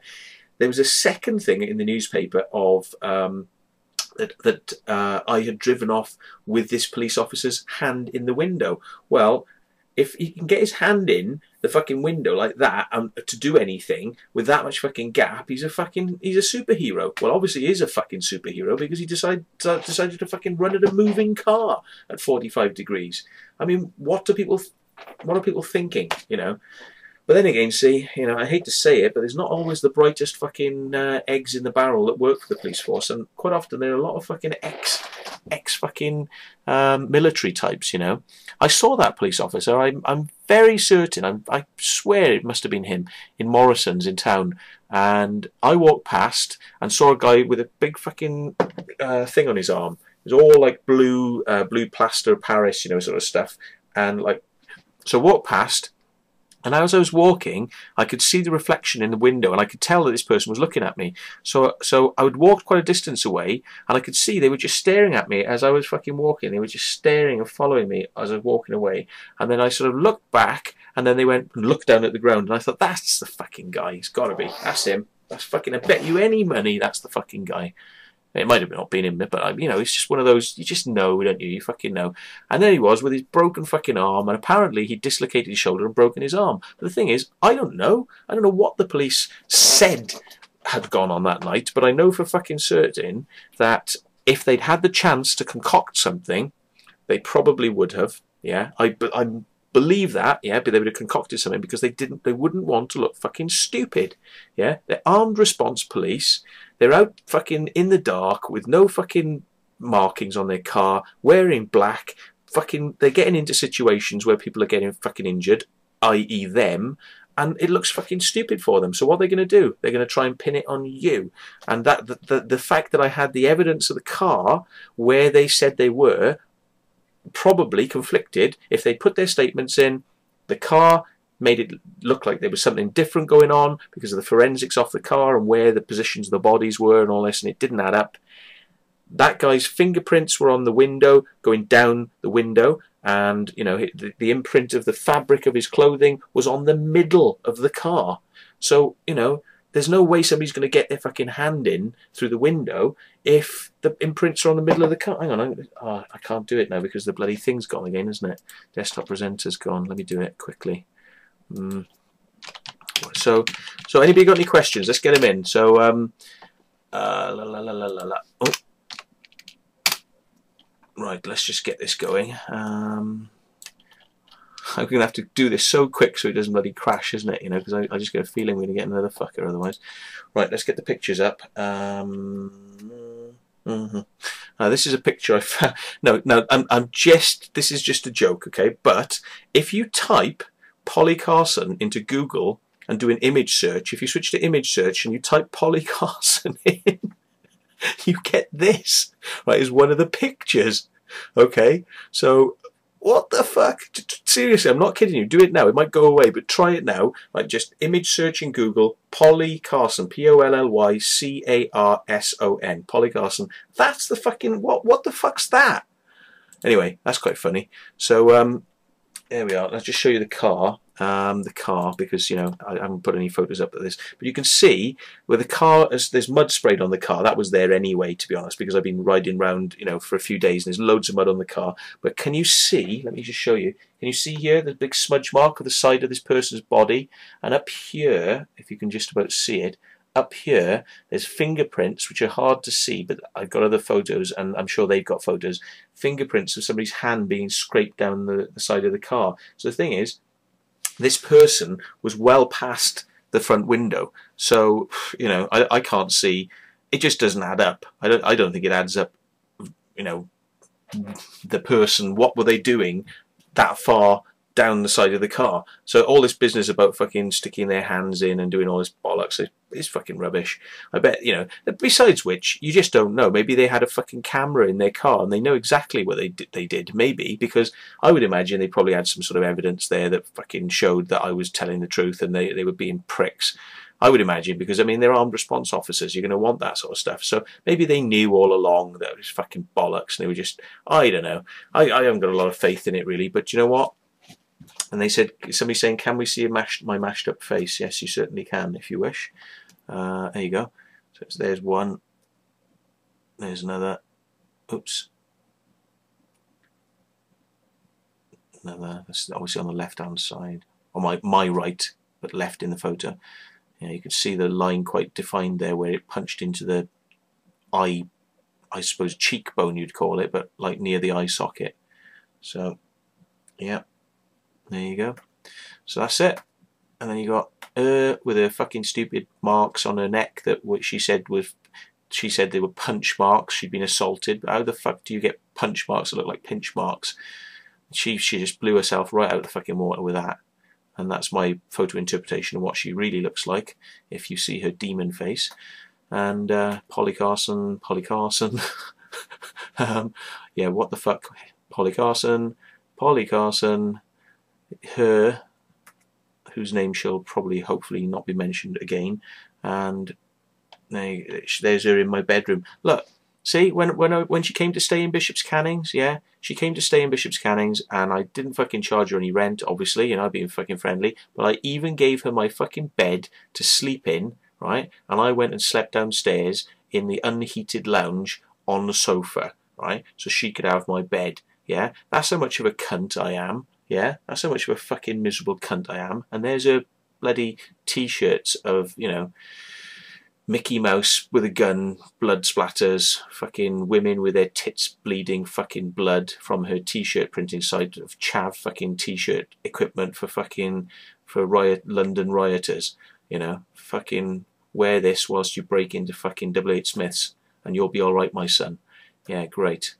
And her UF fucking C fighting fucking championship, and there's her fucking, they all fight with gloves like that, and there's her fucking gloves. So, right, we'll have to work out who's going to win that then, and you'll have to email the CirclemakersTV.org, remind me who you are, give me your address, and I will post you those as a present.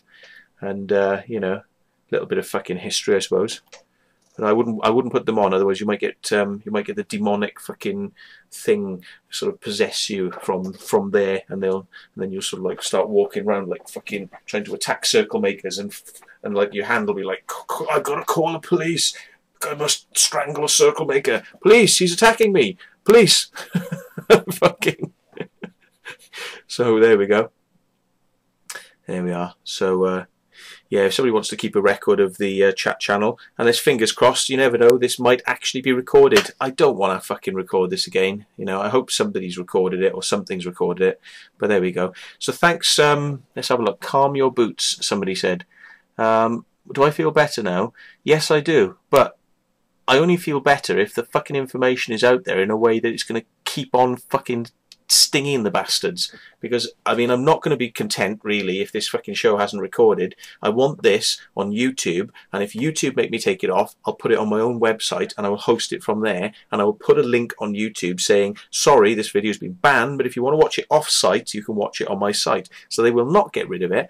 And also, if she doesn't like the fact that I've been, whatever you call it, litigious or something, or what's the term when you fucking, you know, say something about somebody and it hurts them, you know, slanders or fucking whatever. If they want to go down that route, that's fine, right? That's fine, because Polly Carson will end up taking her own firm of solicitors to court because they told me that she was a lesbian.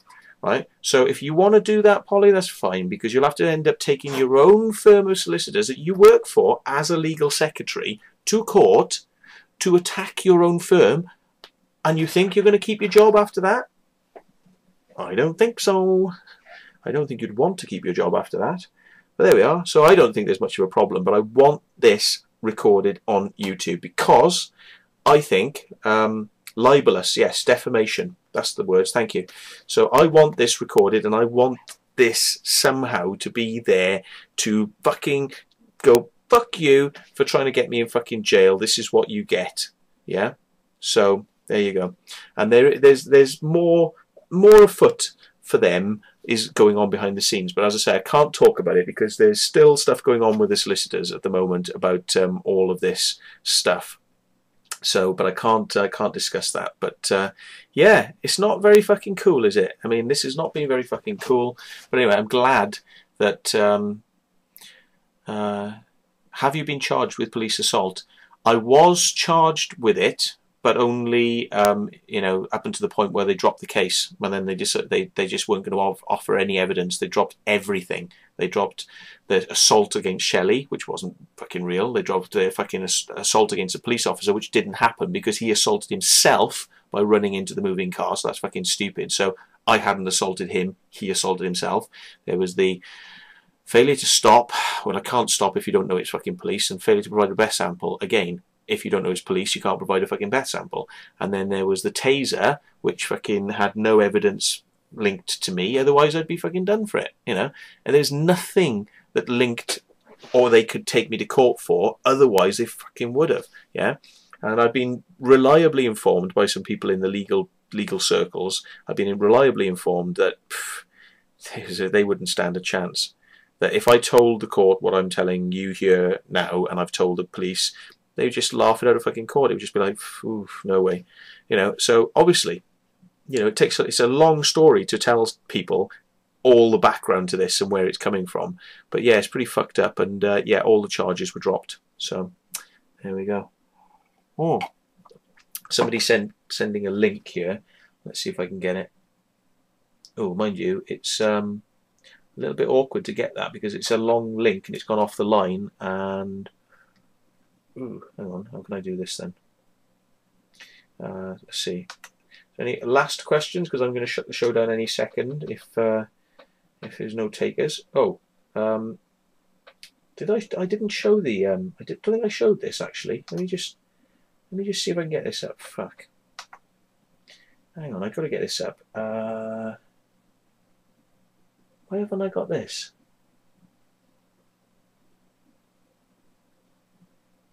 I don't know why I haven't got that actually. Let me just bring this up. It's a web page. If you want to go and have a look at this, this is Shelley's web page on Facebook, right? Like I say, she doesn't use her real name. She calls herself Shelley Parks. She's not Parks. She's not married to a Parks, so she's changed her name, right? Basically, but if you look up on the left-hand side again, you see. Let's just see what we got. Right? Can you see the? This is like a sort of lesbianish sort of boy girl type fucking thing, you know, with guns, like shooting them at fucking, you know. Okay, what's that then? Okay, let's have a look at the movies she likes, you know. There's her favourite fucking movies. Apocalypto, that's pretty fucking violent. Rise of the Foot Soldier, well, that's all about fucking Nazis and fucking killers, yeah. Right, Natural Born Killers, well, that's obviously about psychos and killers, yeah. Silence of the Lambs, psycho killers. So all her fucking movies are about psycho killers. I mean, fucking, you know, she's into her fucking martial arts and her tasers and her fucking knives and her throwing stars and her fucking all this shit, yeah. Her t-shirt company business is all about fucking, you know, violence and fucking shit like that. I honestly, in a way, I wanted this to go to court because I wanted to bring all this out. I just wanted to say, well, you know, sort of, where have I ever been beating up people? Where have I ever done that then? Where have I ever fucked anyone over like that? Where have I ever been accused of that? And actually, if you look at my track record, I'm the person who talks people out of fucking fighting. Like I say, you know, I think I got cut off earlier on, but with this, but I was in the barge and some fucking prick grabbed me around the neck, and I just said, you know, I could have fucking started punching him, but I just said very fucking calmly to him, I said, look, mate, take your hands off my fucking neck. And he didn't, and fucking pushed me further up. And I said, all right then. I said, look, now I could blind you, right, by pushing my thumbs into your eyes, okay? But that's going to mean that you're walking around for the rest of your fucking life with a white stick, and you don't want that. I don't want that. So how's about we do the right thing? Take your hands off my neck, right, and we'll deal with this, yeah? And he's like, takes his hands off my neck, because ultimately, right, pushing me up against the wall, trying to fucking choke me in full view of the whole fucking pub is a pretty dumb thing to do. A la, you know, if I wanted to call the fucking police, there was enough witnesses there to get that guy in fucking trouble. But I'm not like that, yeah? I don't need to do that, yeah? I can deal with things with my voice and my fucking brain. I have a brain cell, yeah? And if the guy doesn't realise that he's in a fucking weak position by fucking using both his fucking hands, right, when you could do a number of things if you wanted to, like fucking take his eyes out, but I'm not going to do that. But it's just making a point, you know? I'm making a fucking point that I do not fucking retaliate like that, you know? This is how I retaliate. You're seeing it here now. CirclemakersTV. This is how I retaliate. Okay, so there you go. That's it. Any questions in the channel? Sorry, Matt, I'll have to copy paste. When's the next show? I think let's say 2 weeks and see how we go, because I need to get some guests. I need to also, this moving has cost me a fucking fortune, and I'm so low on money. I haven't got money to do fucking hardly anything. And by the way, £2.49 for 4 fucking cans from Lidl's. Trust me, I ain't got much money at the moment. So I have access to a server as long as it doesn't become viral. Yeah. Okay, that's cool. Well, at least we know we've got loads of servers, so this stuff won't go down if it does. So there we are. So Facebook for Shelley Parks is Shelley Parks 2010. One word, Shelley Parks 2010. That's her Facebook site if you want to go and have a look at it. I don't know whether it is public or not, but I've got it saved, so I've put a screen grab of it on the Circlemakers TV website, which is www.circlemakerstv.org.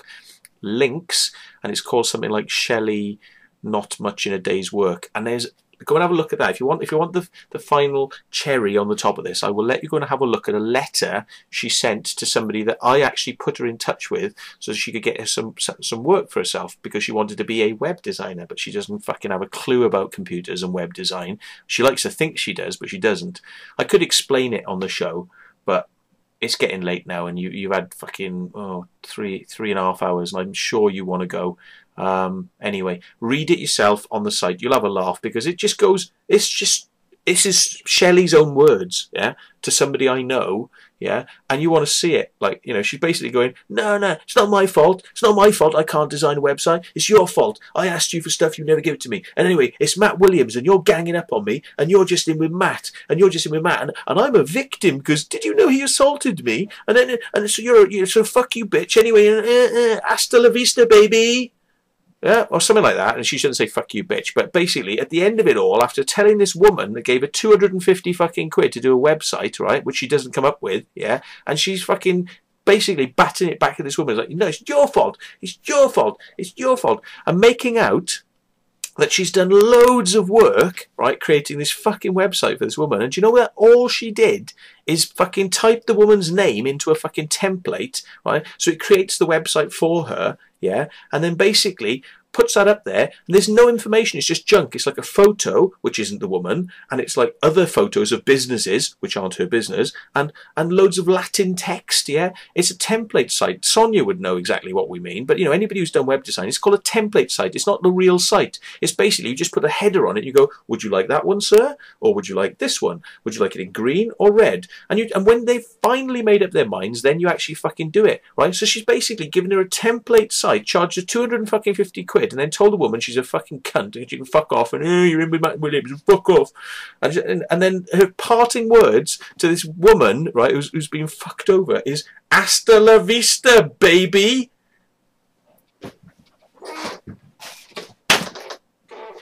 You know, and I'm being blamed when I've gone and given this fucking work to Shelley so she can make some fucking money, right? I've gone and done that because I won't do web designs really. I mean, fucking hell, I think that it's hard work. It's a pain in the ass. I don't like it. But the point is, gave her that, and she's just fucking shat all over this fucking woman as well. You know what I mean? It's like, oh Christ, you know. See, got the money. Let's run. You know, I got your car, and I'm not going to pay you for it, and it's broken now. Oh, you can have it back now. Thanks very much. Oh, can I have some money? I'll give it back to you. I've got the money now. Fuck off. Oh, you fucking, no, you assaulted me. I'm not having the money back now. Fuck off. And you raped me. Fuck you. Let's kick your dog. Fucking, you know what I mean? It's just like, I just can't get over it. It's just like, it rolls around in my head. It'll probably take a little while for it to get out of my head, but now I think at least I can start the repair process in my mind of what I'm thinking about all this stupidity. But like I say, repair process for me works well if there's a fucking video on YouTube saying, fuck off you bastards, because they are bastards at the end of the day. They are fucking bastards. And they go, oh yeah, but you're fucking damaging farmers' fields and fucking all that. Yeah, but you're fucking damaging fucking farmers' fields. You're damaging fucking things with chemicals on the land. So we can all argue back and forth about who's being a good and bad fucking person. So yes, there we are. Okay, folks, any crop circle news? Yes, Yes. In 2 weeks' time, or maybe I'm getting conflicting messages here. Somebody wants me to release something quite big about crop circles of this year, and somebody else is saying don't do it, leave it a bit longer, you know. We have got information which has been supplied to us by circle making teams, which is going to be pretty visual and would work well on this show, of circles and which ones were man-made this year. You know, I'm not going to say how many, whether there's a couple or a lot or none or whatever, you know, it's just that's what's coming, okay? And yes, we've got some stuff that's going to basically, you know, yet again show that the researchers don't really know what the fuck they're talking about. And of course, you know, that's sad that we only respond to their challenges, and I have been challenged so many times on my YouTube page, you know, like, where's the footage then? You say you do these things, where's the footage? So I'm slowly been putting up as much stuff as I can. It's not always perfect because, as you know, working at night with these cameras, the infrared on them only works about 20 feet in front of the camera, you know, and you can't set up massive fucking spotlights because you'll have to have a generator, and you can't carry a generator into a field and it'd be noisy, and then, you know, all this sort of stuff, and a fire risk probably. So, you know, what do you do? What do you do? Well, you shall find out, because we have done what we can. It's not ideal, but we have done what we can to address what people have been asking they wanted to see. You've seen a bit of it, but you haven't seen all of it, and there'll be some of that coming up. So I have got some exclusives which are going to be on the show fairly soon. So hopefully, let's say 2 weeks, and we'll maybe do it fortnightly, because I'm thinking it's winter time, maybe we're not going to get the people in, and we'll see how it goes, and we'll work it on that basis. So thank you very much for tuning in, and let's see how many people we ended up with in channel. 20 users, not bad. Abfabassa, Bargy, Bluestone, Crackerjack, Darthy, Dave D, Goat Boy, Happy Stomper J, Jim Leahy 1, Mark Anthony Quested, Nightmare Bugs, Plan 9, Pizuki, Roger W, Shredded Wheat, Sumus, Sonia, The Lamp, and oops, right, and well, no, Indrid Cole is banned, sorry. Yeah, still banned. So if you've been watching, thank you very much. Fingers crossed, tap the old wood, that there's something there for upload to YouTube. Okay, so we'll speak to you soon, and thank you for supporting us, and thank you to the people that actually have sent me very kind comments and supportive stuff throughout this, because it has made a big difference, because it's fucking shit when you got this stuff hanging over you. I wouldn't wish it. I wouldn't wish it on anybody. You know, you know, if it's not true, it makes you feel fucking doubly bad. You know, if it's true, well, you know, you fucking deserve it. But when it's not true, and you think to yourself, oh Christ, I could end up in fucking jail here, and it's not fucking true, that fucking irks me. So anyway, good night, and thanks for watching. Where's the button that says end? It's probably at the end. There it is, the end. Goodbye.